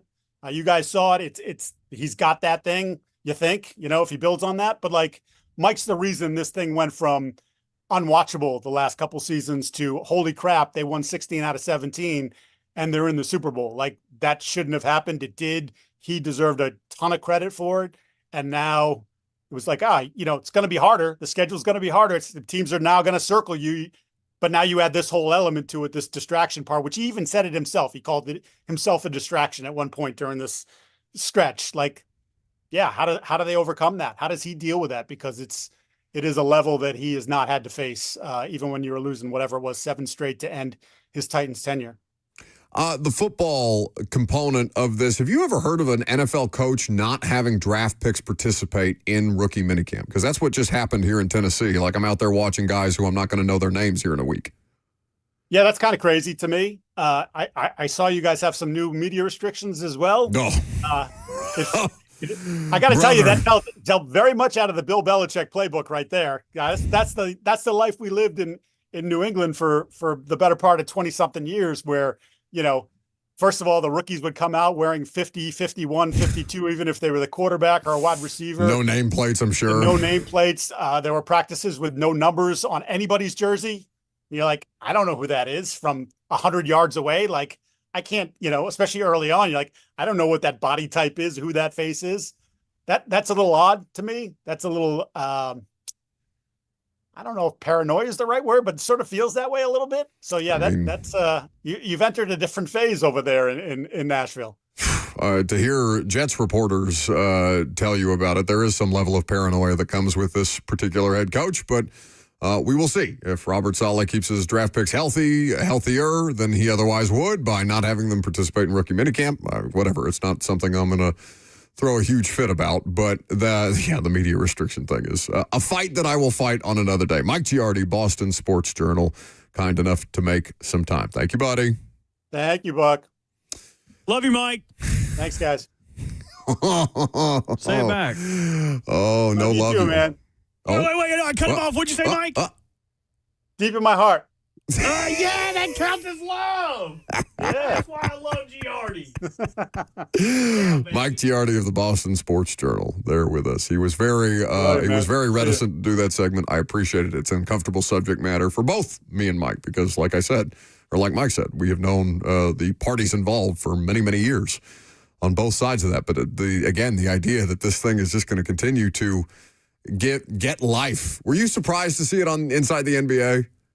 I mean, if it had to make an emergence for the first time where a sports media outlet is joking actively about it, that probably should have been higher on our Price is Right board or our Family Feud board if you guessed which show was going to take the first shot, but I did not think that I would see it in the middle of the Celtics-Sixers series.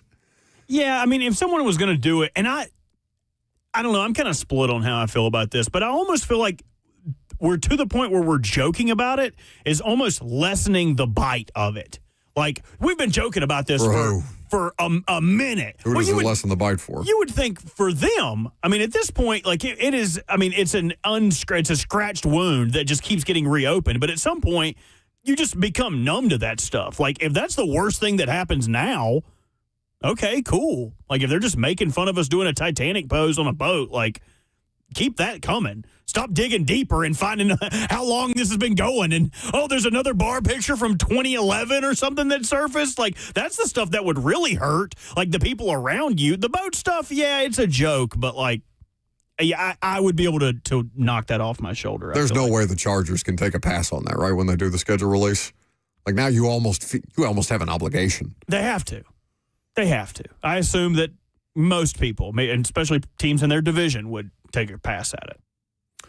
The Kentucky Derby was this weekend, and I have some thoughts regarding the 152nd running. We'll get to that coming up next.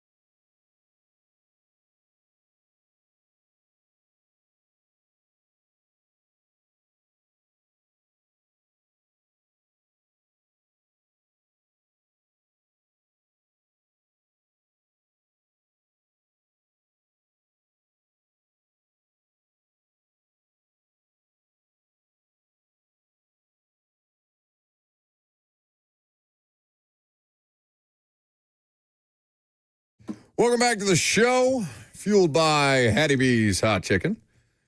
The best hot chicken in the world. The Kentucky Derby took place on Saturday. I did have a Derby party that I could have attended. I did not attend because we had rookie minicamp, Titans rookie minicamp on Saturday during the day. I had Fox from 5 to 7. I think the Derby post time was scheduled for like 6:02 Central Time, and then they had one of the horses that just would not settle down. They ended up having to scratch him. I can't remember which horse it was. Great White. He was losing his mind in there. He tried to do a backflip with the guy on his back. It was awesome. He was not having it. Imagine all that time, all that money, all that effort, all the expenses that it costs to like travel these horses. Like there's a horse that came over from Japan. How the hell do you get a horse from Japan to the Kentucky Derby and then back, and all the different things you have to transport with the horse to make sure the horse is okay and well kept and all these different things. Disaster. Yeah, Great White went straight to the glue factory. And he was the largest horse in the field. They could probably make a lot of glue out of him. Terrible. So I did have a Derby party that I was invited to. I didn't end up going because I had a lot of work stuff around there and I wasn't going to be able to drink.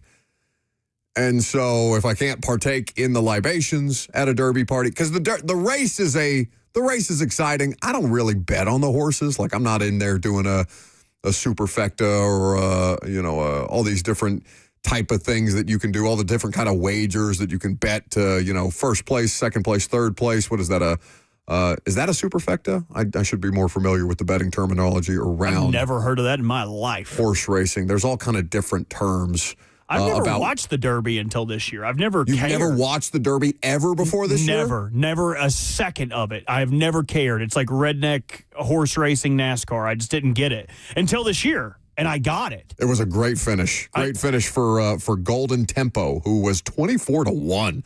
Pretty decently long odds. Ended up with a huge rally at the end of the race to surpass the rest of the field. Came back from all the way at the end and last to win it. And they did a really good job with the coverage of like making me care about the managers and the jockeys of each one of these horses. Like the story about the guy who was the trainer for So Happy, and I believe that was like a 5-1 or a 6-1 favorite.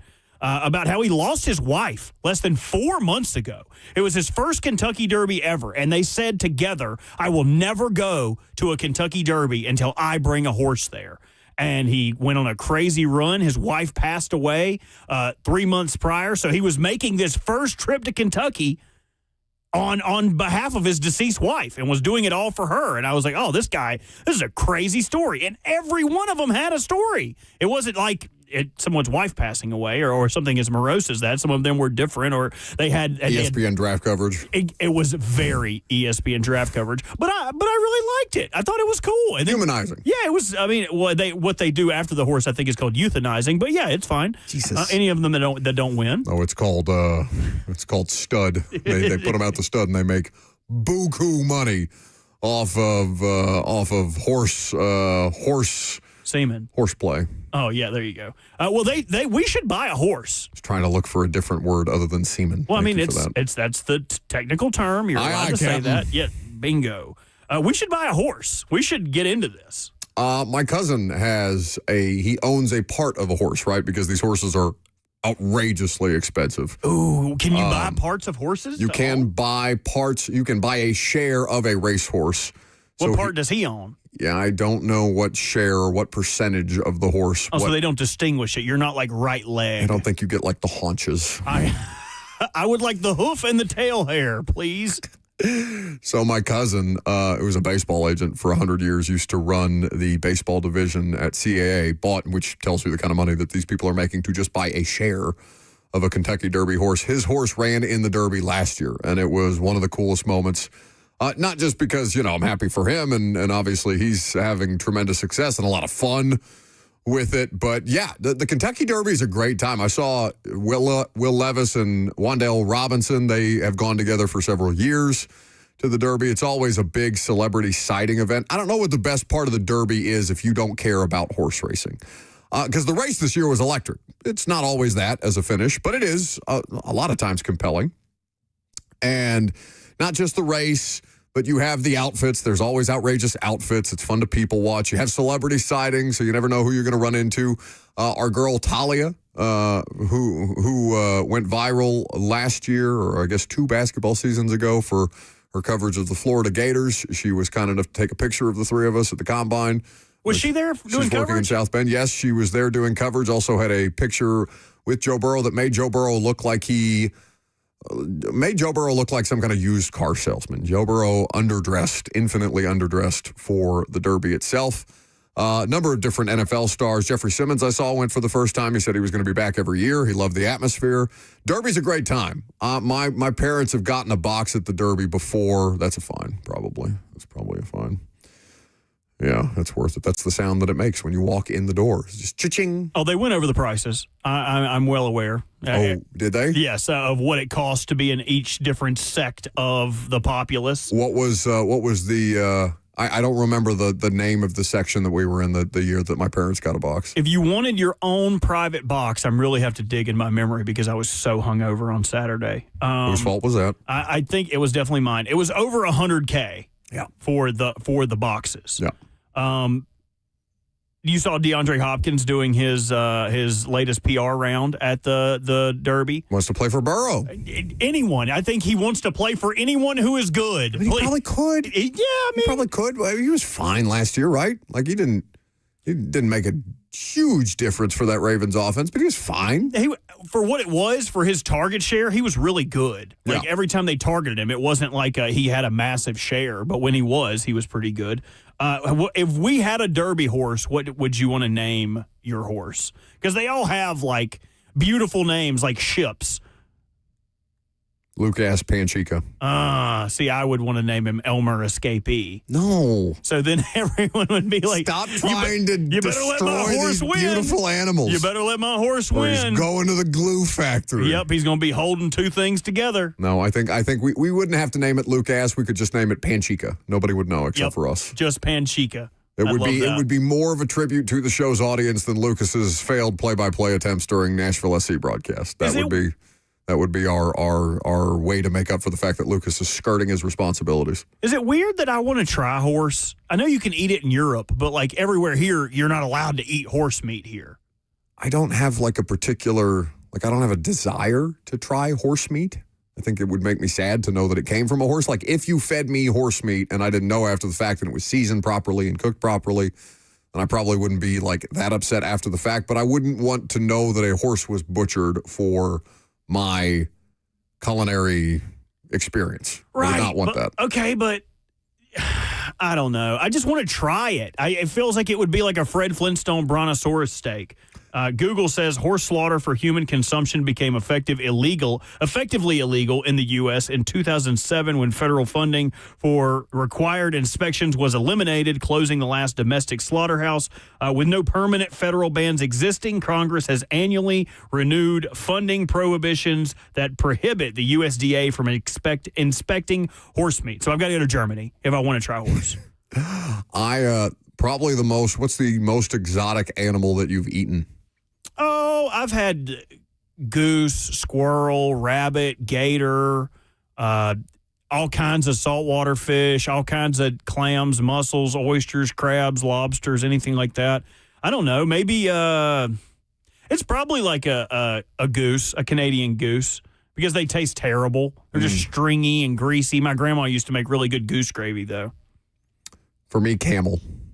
Unsurprisingly, they butcher camels in the Middle East. Is it good? Because I've seen them roast fine. the hump, and the hump looks like it's all fat. Very fatty. What's the meat with that's camel? not what you want. I have had a camel burger in my life. Dang, I'm trying to eat some camel. It's fine. I would rather have venison. Venison is preferred. If you do venison the right way, I'm not going to say it's better than steak. But if you do venison the right way, it's right up there for me.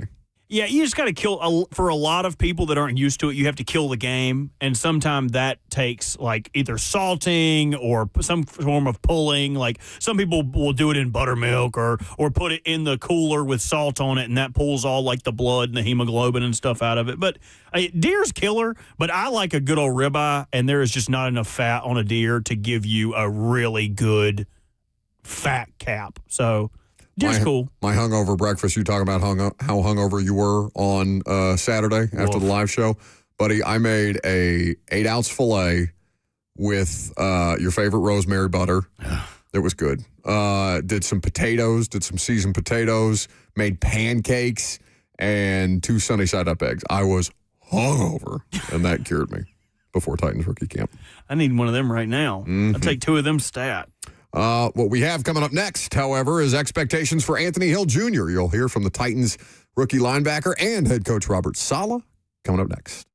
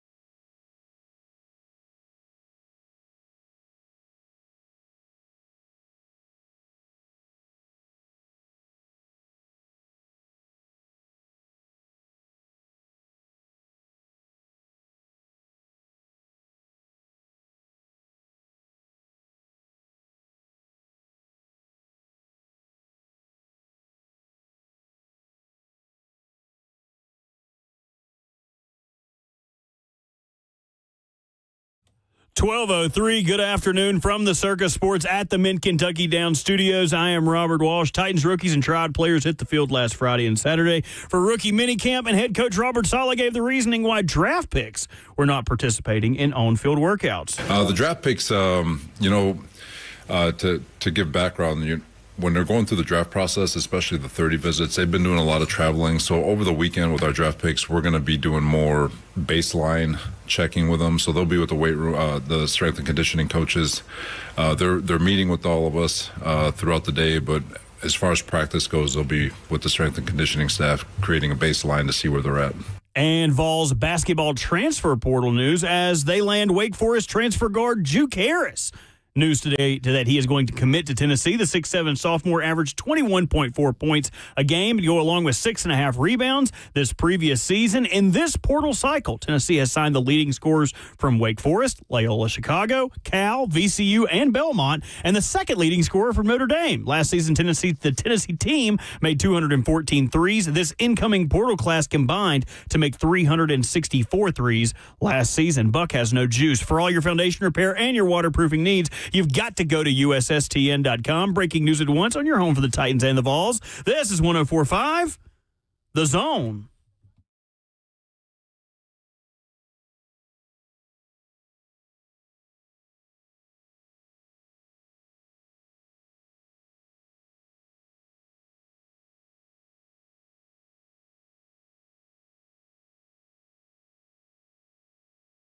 What, are we going to have this fight on air?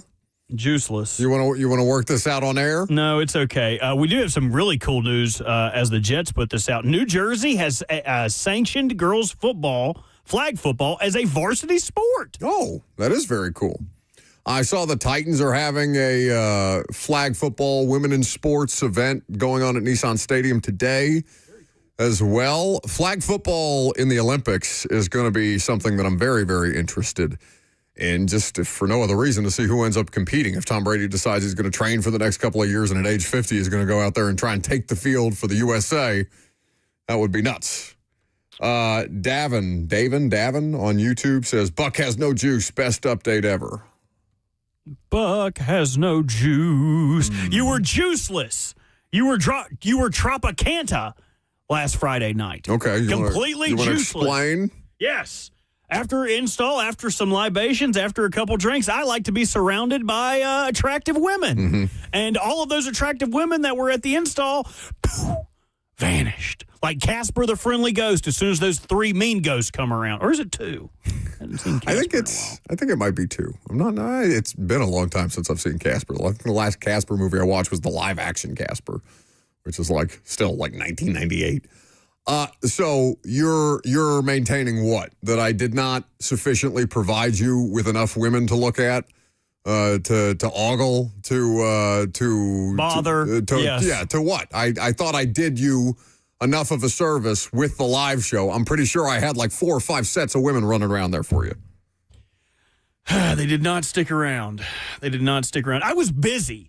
I was a promoter of party influence backstage, trying to make sure everything was going. I'd be playing beer pong 1 second, making sure no one was getting into the VIP section that was supposed to be there. I was fighting for my life. You got half a second to talk to just some profound women in their own fields. Yeah, so the plan was to go out and meet people at the bar after the fact, and that was the plan until Ross decided to be a baby back bee and not be able to handle his liquor at the live show. So we had to literally put him to bed, which set our time frame back to the point where we arrived at the bar. You also had to go home and shower and change and come back, that took 25 minutes. I had to drop. Well, no, it took. The Analog is a great venue, and I very much appreciate the Analog for hosting us. The valet situation of the Hutton Hotel was the stuff of nightmares. It took me 25 minutes to get my car out of the valet. So next year I will not be valeting. I will be parking in the garage so that I can leave when I want to leave. That was the big holdup, which set us back in our time frame. And finally, we are sitting there at Red Door for a period of time, and I was like, all right, this evening can go one of two directions. We can go to Lower Broadway and Whiskey Row with the 700th woman in my phone that Robert is hell-bent on me texting so that he can be provided with some level of entertainment while his lovely fiance Cheyenne lays Shut up. in bed, Don't ill, do this. No. recovering from surgery. No. So you're relying upon me to provide you with extracurriculars. What are you going to Sedona next? Shut up. We're gonna have pictures of you on a very romantic rooftop with some lady of the night. The woman that you introduced me to at Whiskey Rose was wearing her underwear as a bandana, and that's when I said it was one of two ways. I said one of two ways. I said we can leave and go home after Red Door, or we can go and meet these horrible, horrible people at Whiskey Row. And you opted for the woman who was wearing her underwear on her head as a bandana after the what concert was it? Bailey Zimmerman. I am wholly unfamiliar with that human being. Yeah, honestly surprised that they ended up on her head and not on stage. So good for her. Okay. Bailey Zimmerman got it like that. Good-looking guy. Good-looking guy. Oh, Ronan Q says in the chat he drops a PFT on us. On task. What did he holler at Chris Sims when he started going on the tangent about Mike? On topic. Yeah, on topic or something like that. Surely that's not how Chris Sims ended up losing his responsibilities with Football Night in America. That would be nuts. What does NBC care? I saw that rumor being propagated on the internet as if that's why Chris Sims lost his job as opposed to, ranking quarterbacks the way that he does, which has been suspect for years at this point. Anyway, 615-737-1045 is the number if you want to participate. We will get into expectations for rookies here in just a second. We will also talk about whether we agree or disagree with Robert Saleh's approach to rookie minicamp. Let's go to Alan in Dixon first. Hey, guys. Hope you're doing well today. It's my grandson's birthday. He's turning 7 years old, and he listens to y'all every once in a while, and he wanted me to ask you something for his birthday book. He wanted me to say tighten up to you, and he wanted to hear a big tighten up from you. And you guys have a good rest of your day. Tighten up. Hey, tighten up. Hey, what's his name? Dang it. All right, give him a tighten up for his birthday, Buck. Happy birthday. Give him a tighten up for his birthday, Buck. This is like the very sweet PR people at the Titans that tried to get me to wear a Titans jersey or a Titans hoodie at the. Give him a tighten up for his birthday, Buck. Yeah, I'm not going to do that. We do care. We do care, and I hope you have a better football season. How about that? Tighten up, buddy. I'll do it for him. Or tighten up. I don't know how you would say it. He'd probably explode. I don't think the words could leave my mouth. I won't even say that about you got to screw that in a little more. You won't even. I won't even say it in the. We need to tighten up our ship around here. You wouldn't even say it. I won't say it that way just because I'm like too close. What if this little boy's gonna try to have a good. Also, I feel bad. I hope he has the best 7th birthday of all time. My God, what are you doing listening to this radio show at 7 years old? That's terrifying. I do not want the idea of me, Robert, and Lucas forming young minds out there in the world, but I hope you have a better football season and that you are happy with the draft picks that your football team added. How about that? Tighten up. Just. I'm not going to do it. Let it on out. Tighten up. I'm not going to do it. Somebody says there's an Indiana player on the Titans now. Yeah, I know. I'm gonna. I was threatening to buy a Raiders Mendoza jersey and become a Raiders fan for the season just to bother people. Stop it. I really want to do that. You and Fitz could bond over that. Yeah, until they're worse to watch than the Titans are, and I'm like, okay, this was not worth the bit or the money that. How much does an NFL jersey cost? A real one or like a Alibaba gate? What would the average NFL jersey cost? Like I've never bought an NFL jersey. Like $120, $140. Okay, that's not so bad. That's worth it for me to make a joke, I feel. Anyway, we are going to talk about Robert Saleh. It was not a joke to not have the draft picks out there on rookie minicamp. I thought it was going to be a joke, but no. In fact, he did not have the rookies practice, the draft picks practice. And he'll explain his logic to you coming up next.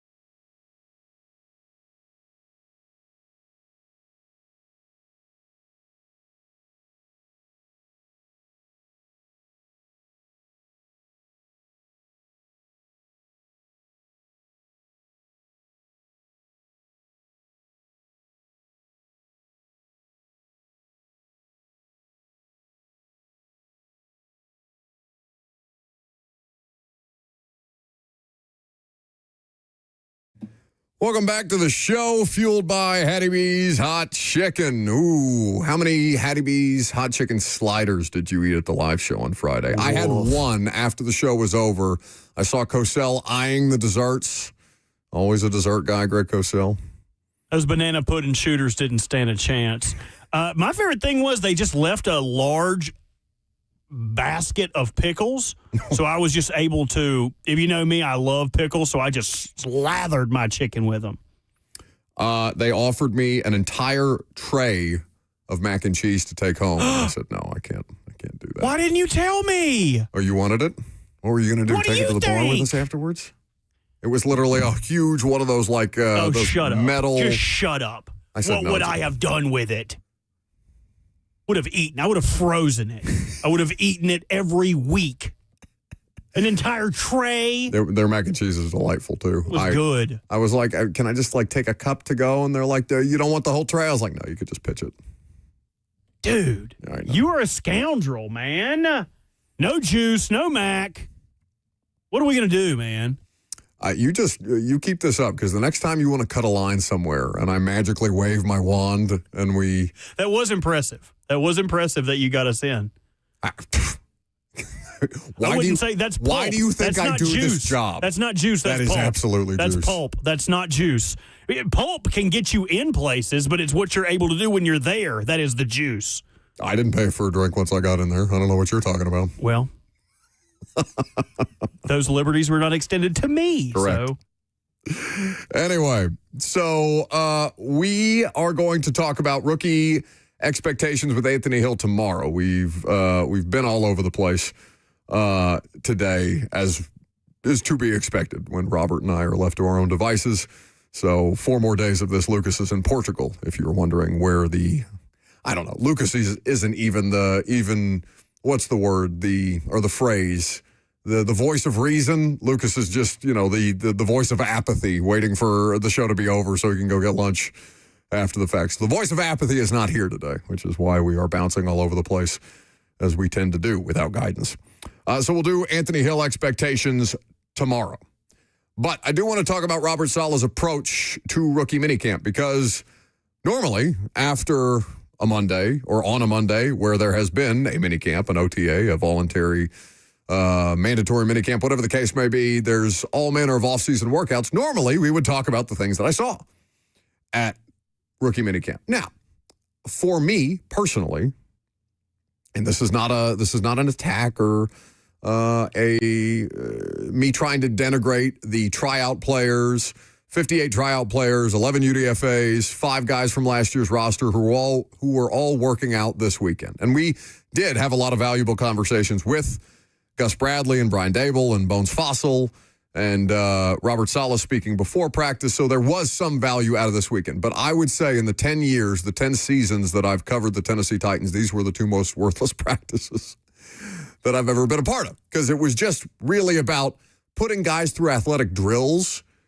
Did you see that they went viral for this Tyron Montgomery drill where every former current player under the sun is just crushing the Titans for the way that this drill looks, when in reality, it's just like, all right, we're going to put you through a bunch of athletic movements and ask you to compete.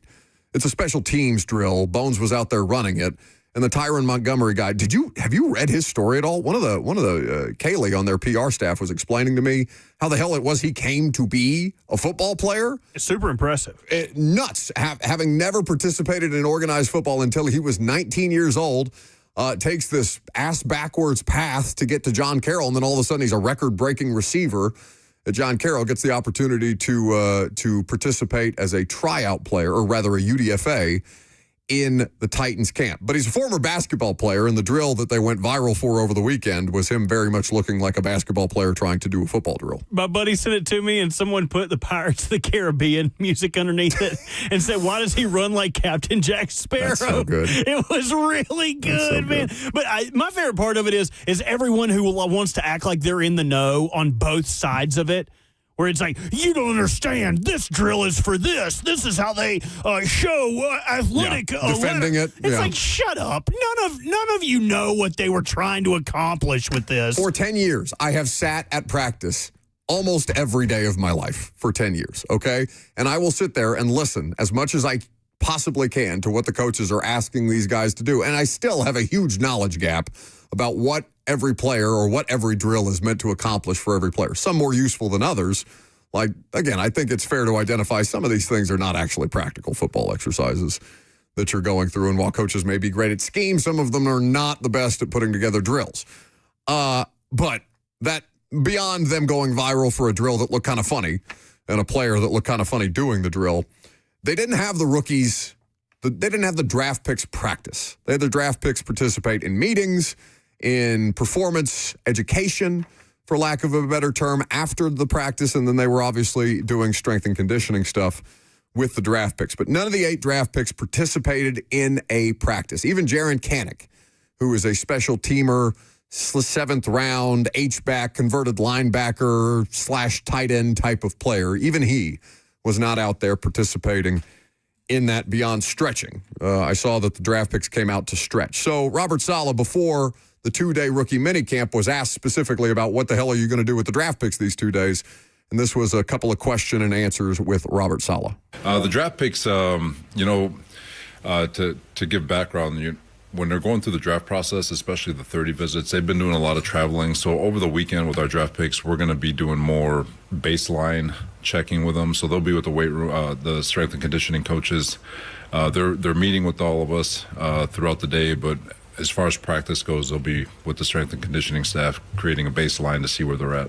Is this something that you've done before with your draft picks? I've call it a scar. I was on the staff that saw Dante Fowler tear his ACL on the first rep of rookie minicamp, and so I've just taken the philosophy. These guys have had a lot. They've had a lot of stress over the last month. Their bodies aren't ready for football, and so we're just trying to see where they're at so we can properly get them acclimated once they get here with the veterans. Is that a flaw in the system, the way it's set up, to where guys can't come right in and compete? You said they're not ready for football yet because they've been training for combine stuff. Yeah, I don't know if it's a flaw. You've got to compete in the moment, and they're for all intents and purposes, they're competing to get drafted as high as they can. And once they get drafted, it's the organization's responsibility to go through their due diligence to make sure they're doing what's right for the player.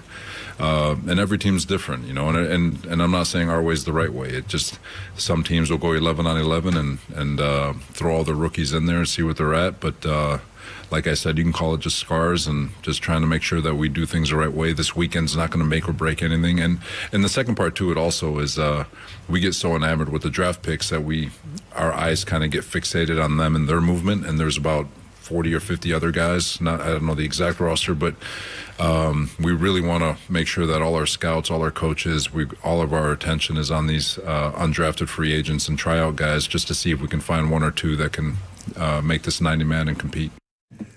So that's Robert Saleh answering a series of questions about why the draft picks did not participate on the field in practice during rookie minicamp. A quick reminder, you can hang out with 3HL. They're broadcasting today from a Moment's Peace Salon and Day Spa from 3 to 6 ahead of Mother's Day. You can also hang out with 3HL on May the 8th, where they will be broadcasting from Dickens Turf and Landscape Supply in Mount Juliet. So that's Friday, May the 8th in the morning. Okay. Wait, are we a part of this? It says in the morning. For what? This broadcast at Dickens Turf and Landscape Supply? If we are, that is news to me, and things have changed, but I will double check. I would love to. Okay. Anyway, so May the 8th, somebody will be Dickens Turf and Landscape Supply. I don't know if it's us. Come on down during Ferris Days. They're Ferris Days open house to get the best financing and best prices of the year. Go where the pros go. Dickens Turf and Landscape Supply. Unlock everything Ferris has to offer at Ferris Days only at Dickens Turf and Landscape Supply. I assume that's a 3HL thing. So the morning show will be out at the Mount Juliet location. That's 145 Old Pleasant Grove Road. If you'd like to pop out and see Ramon and Will. Hang out there. I believe Justin will be out there as well if you've ever wanted to meet Jayhawk. And 3HL will be in Murfreesboro at 1402 North Broad Street. Okay, great. Very good. So, Robert Saleh's position on draft picks at minicamp. And he's citing his experience with Dante Fowler when they drafted him to the Jags, second overall, tearing his ACL on the first snap of rookie minicamp, which, by the way, is there any, I mean, I'm sure you could come up with something like something happening with the starting quarterback on the first day of training camp or whatever, but what a gut punch to have your first day of rookie minicamp and the number 2 overall pick in the draft at edge just goes down in a heap of himself. Like that's really, really tough.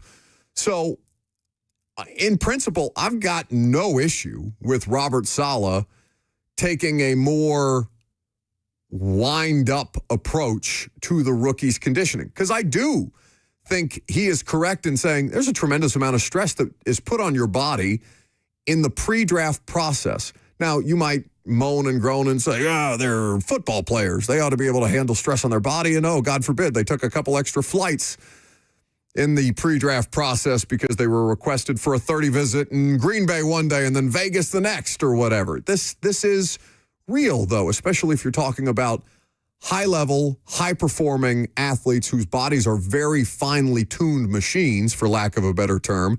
You're dealing with the stress of the interview process, whether it be at the 30 visits, the combines. You're dealing with the medical testing and all the different strains and stressors mentally and physically that puts on you. Combine training is completely different than actual football training. So you have to retrain your body, essentially, to get back into the mode of football activities. I know people like to cite 40 times and broad jumps and verts and things like that, and some of it is applicable, but for the most part, combine training is not football training. It looks more like track and field than it does football practice. And so I do think that it's a smart approach by Robert Saleh. Now, does it keep, God forbid, one of these rookies from having something happen to them when they get out on the fields at OTAs, when we start OTAs on May the 18th? No, there's nothing to prevent that necessarily. But if it limits their chances that it could cause an injury by not putting them out there with an additional 2 weeks to rest, to recover, to train, condition, to get your mind right, your body right as much as humanly possible, I think it's the correct approach by Saleh. Now, selfishly, I would have rather watched Cardell Tate and Keldrick Falk and Anthony Hill, and hell, I would have taken a couple of snaps of Pat Coogan as opposed to some of these dudes that I was out there watching who will not be here in a week or maybe less than a week at tryout. But that's selfish by me, because I would like for there to be something that I could learn from a practice as opposed to, all right, straw poll, boys. Let's guess which of these tryout players is actually going to get signed to a contract by the end of it, if any of them. Again, they had 58 tryout players out there along with the 11 UDFAs and 5 players returning from the roster. The biggest observation that I had on that subject is Xavier Restrepo looks very much like a tryout player and is out there competing for his P-Squad spot, because he is definitely going to be pushed this year on a number of fronts. And if you told me that there was a world in which Xavier Restrepo was not on the initial practice squad for the Titans, I would not be surprised. And there's a reason. He understands that, and good on him for being willing to go out there and compete. He needs to. If he wants to continue to latch on here, doesn't mean that he wouldn't latch on somewhere else. But yeah, guys like that do absolutely have to take every available opportunity to go out there and show that they're worthy of at least a practice squad spot at the end of the day.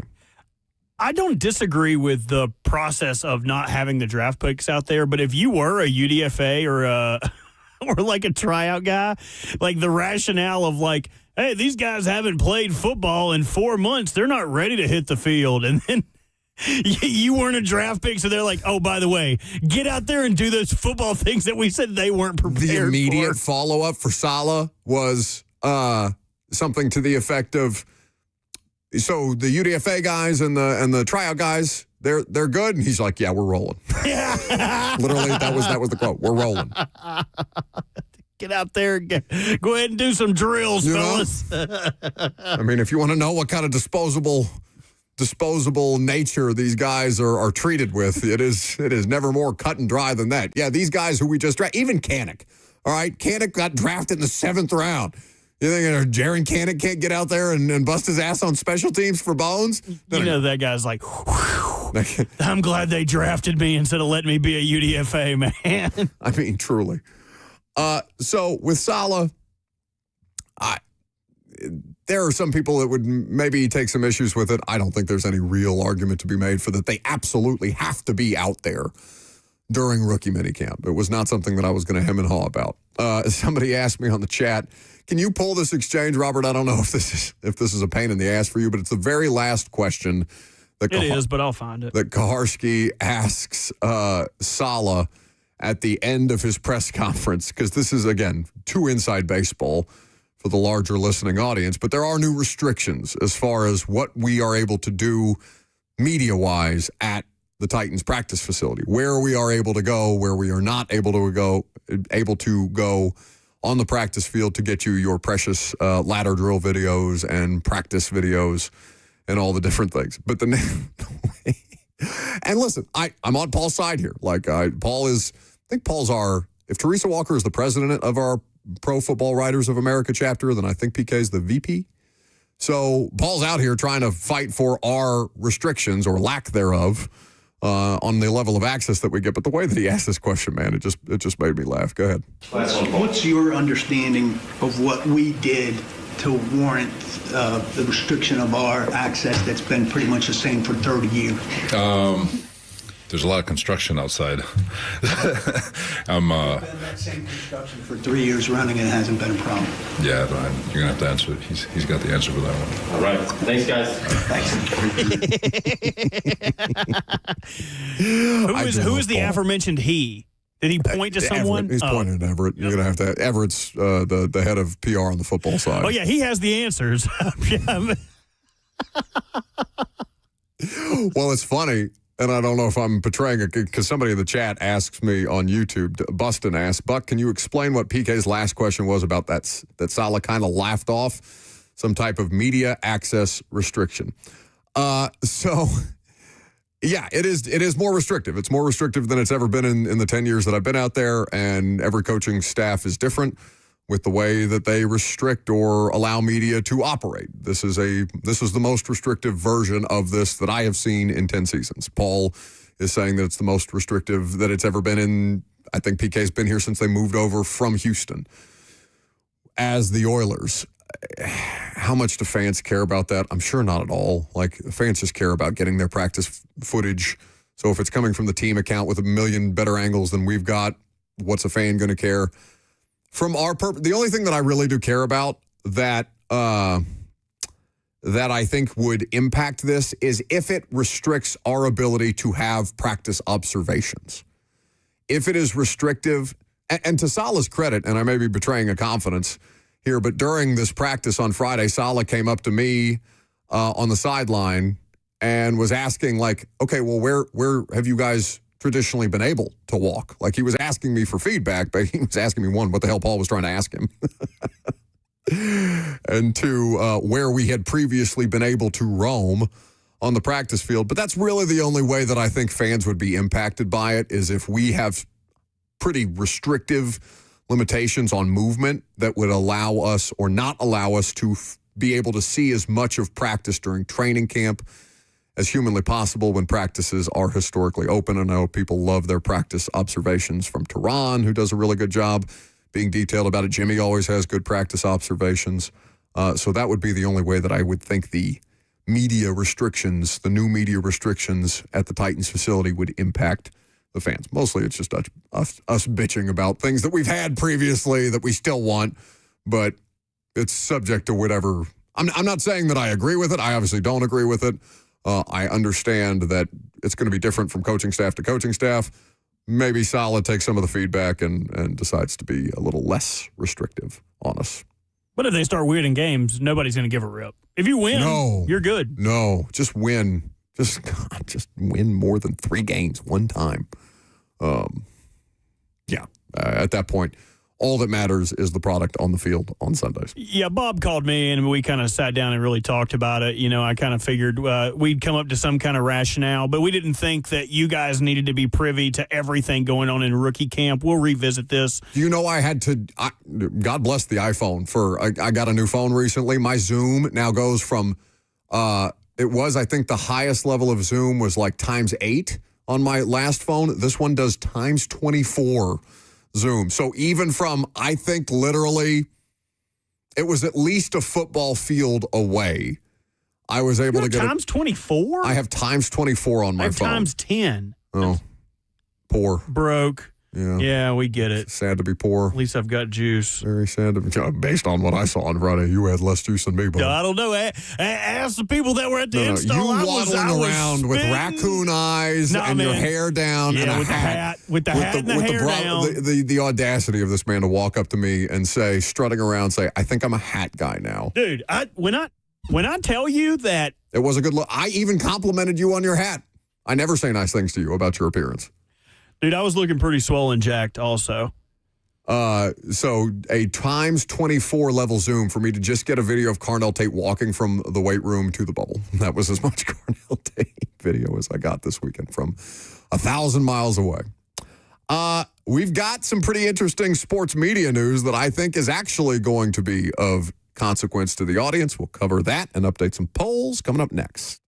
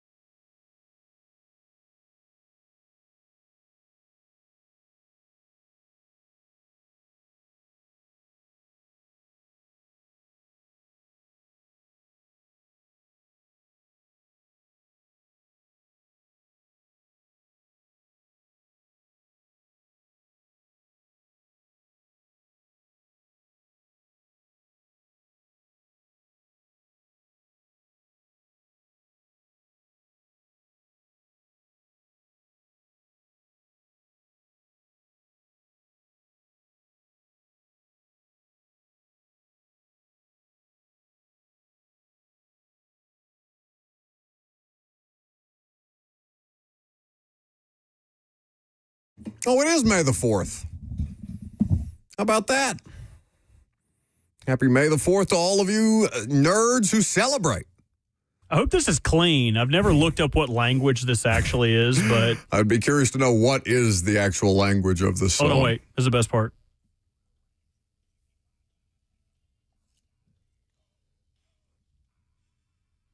What a banger. It is a banger. Is this the song that they're playing in the bar that they all walk into? Yeah, not your normal Cantina song that's like the one that you've always heard a million times. I think this is called Jedi Rocks by the Max Rebo Band. Like a 3-minute song. I don't think I've ever heard more than this. They went the full distance, didn't they? They That's just great. did the whole thing. Trippin on YouTube says, nerds, are we, for liking Star Wars? Yes. That's okay. I think it's okay. It is okay. It's okay. It's There's good nerds to be a in football. nerd. Yeah, It's, nothing wrong with Mina Combs. Mina Combs is a proud nerd. Mina a nerd, for sure. So like a nerd. Cosell a nerd. Nothing wrong with being a nerd. A lot of cool nerds. A lot of cool nerds out there. What did Peter say? There's a nerd in there.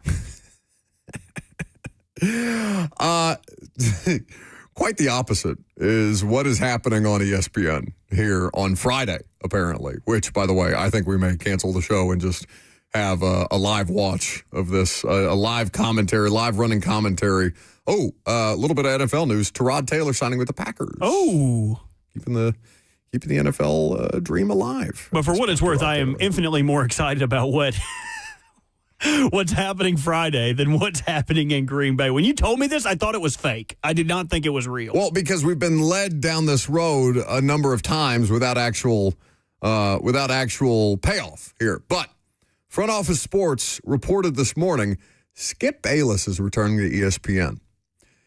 He is going to appear alongside Stephen A. Smith on Friday's episode of First Take for a one-time show, one time only, until the ratings are monstrous and they bring it back every Friday.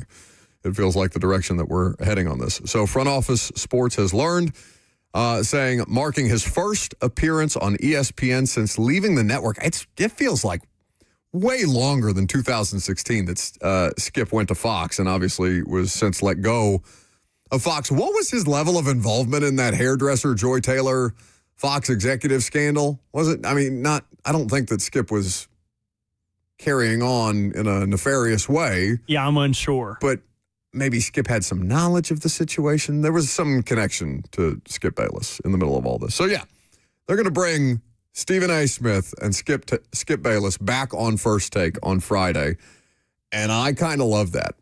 I know that a lot of people don't like Stephen A. Smith. I know a lot of people think we're overexposed in the just hot take society that we all live, but that's the best version. The best version of debate television is Kornheiser and Wilbon.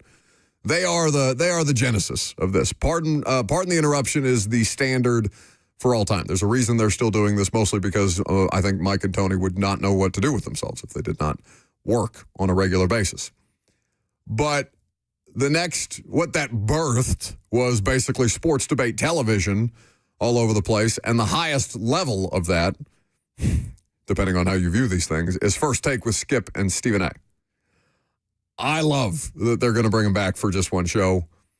Maybe it doesn't become a weekly thing, but on an occasion, I think it's like for people who love sports talk radio, it's like bringing back Mike and the Mad Dog. That is the TV version of Mike and the Mad Dog to me. Like, that is my Mike and the Mad Dog. I know that Chris Russo and Mike Francesa were the godfathers of sports talk radio at WFAN and kind of gave real life to this entire medium. But as far as like what I think of sports debate television and entertainment, sports entertainment television, I don't know that there's a version of First Take that beats that. Anyway, you ready to update some polls? No. Hold on. We still got time. I was looking something up. I was in the middle of doing some strong integrity work over here. It has been 10 years since the last time that they broadcast together. What do you remember the genesis? Like, it wasn't like Skip and Shannon where they had a beef that inevitably separated them. Like, was there beef that caused this, or Skip wanted more money? I don't even remember what the split was over. Fox paid him an ass load to come over there and start First Take Junior with Shannon Sharp. Right. What was that show called? Undisputed. Second Take. Oh, okay. Undisputed. Second Take.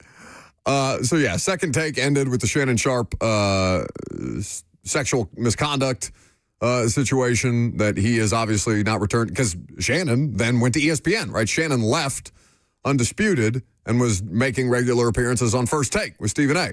So it was basically just Skip's contract ran up and Fox gave him way more money to go to Fox. Same thing with Cowherd, right? Cowherd's contract was up at ESPN. He went and became their flagship program for Fox Sports Radio there a couple of years ago. But yeah, over 10 years since Skip and Stephen A have embraced debate. One of their last shows they did, January 26 of 2016. Where were you? God, I think I was just about to graduate college. I would have been here. The title for this ESPN video, Skip Bayless believes Bill Belichick fired Patriots O-line coach Dave DiGuelmo, I don't even know who that is, as a scapegoat to hide from his mistakes. That leads Skip and Stephen A into a heated exchange on whether Bill Belichick's decision was right. Yes. This was the highlight. The golden years. Of heated rivalries, not the hockey one, on television.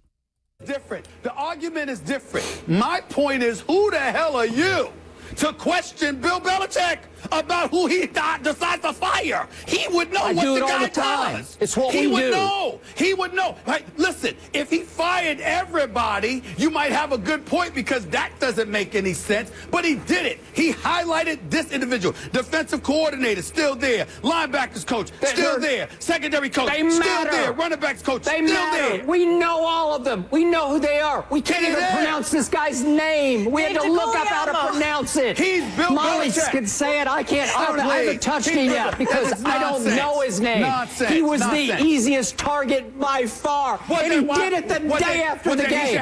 It's his fault. It's the ultimate scapegoat. I hate dudes hollering over each other, but God, those two. If two people can holler over each other, it's them. I would be cool with that. And I hope that you're right. I hope that the numbers are astronomical and we get it every single Friday, because TV is better when those two are arguing. I agree. Now let's do some polls. Wrap it up for the day. Yeah. Wait. Start. Oh, okay. That makes sense.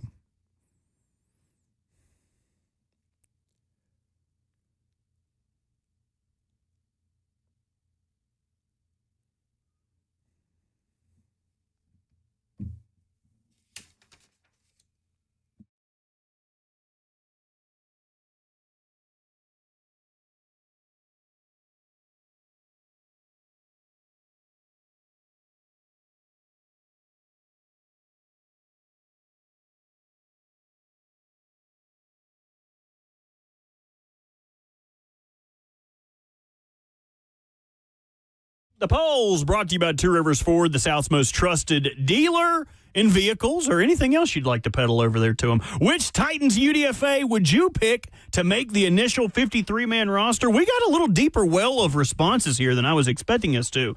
Sidelines Titans says Emil Wagner is the correct answer. Ryan Hayes agrees and says Wagner, the offensive tackle. Notre Dame tackle. I agree with that. Yes, the Notre Dame tackle. Another man chimes in and says that. The Notre Dame tackle. Nick the intern says Bishop Fitzgerald. We are so thin at safety. And my mama wisdom, my competition is setback, really long username, but we appreciate the chime in either way, says Tyron Montgomery, the man that runs through drills like Jack Sparrow.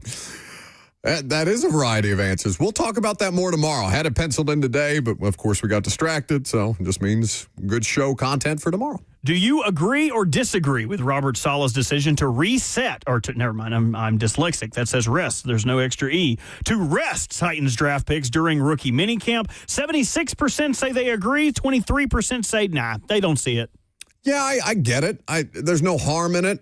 There's literally no harm in it, right? You're just trying to protect your draft assets for a couple more weeks. And if the sports science has never been at a higher level than it is right now. So if you are getting feedback and readings on these guys that isn't allowing them to perform optimally, then yeah, okay, that's good with me. Got to go kind of quick here. What's the best part of the Kentucky Derby? The actual race, specialty cocktails, outfits, or people watching? 58% of the audience went with the actual race as their favorite part. Was this year. Which Titans rookie do you have higher expectations for in year one? Kendrick Falk or Anthony Hill Jr.? Who did I say? Keldrick, excuse me. Keldrick Falk. 73% of the audience go with Anthony Hill Jr. We'll talk about his expectations tomorrow on the show. If you missed the expectations for Falk, that is an Hour 1's podcast. Hour 2's podcast. Indeed. Check out the whole podcast if you missed any of it. Have a great rest of your afternoon, a great rest of your Star Wars day. You can harass Ross Johnston for his drunken debauchery at the live show on Friday. You can learn more about the Titans draft picks and analytics from Blaine and Zach coming up next. Wait, before you go, what? A guy tweeted and said that dude that asked about Kyle McCord is going to be ticked off that the Packers signed another quarterback. No.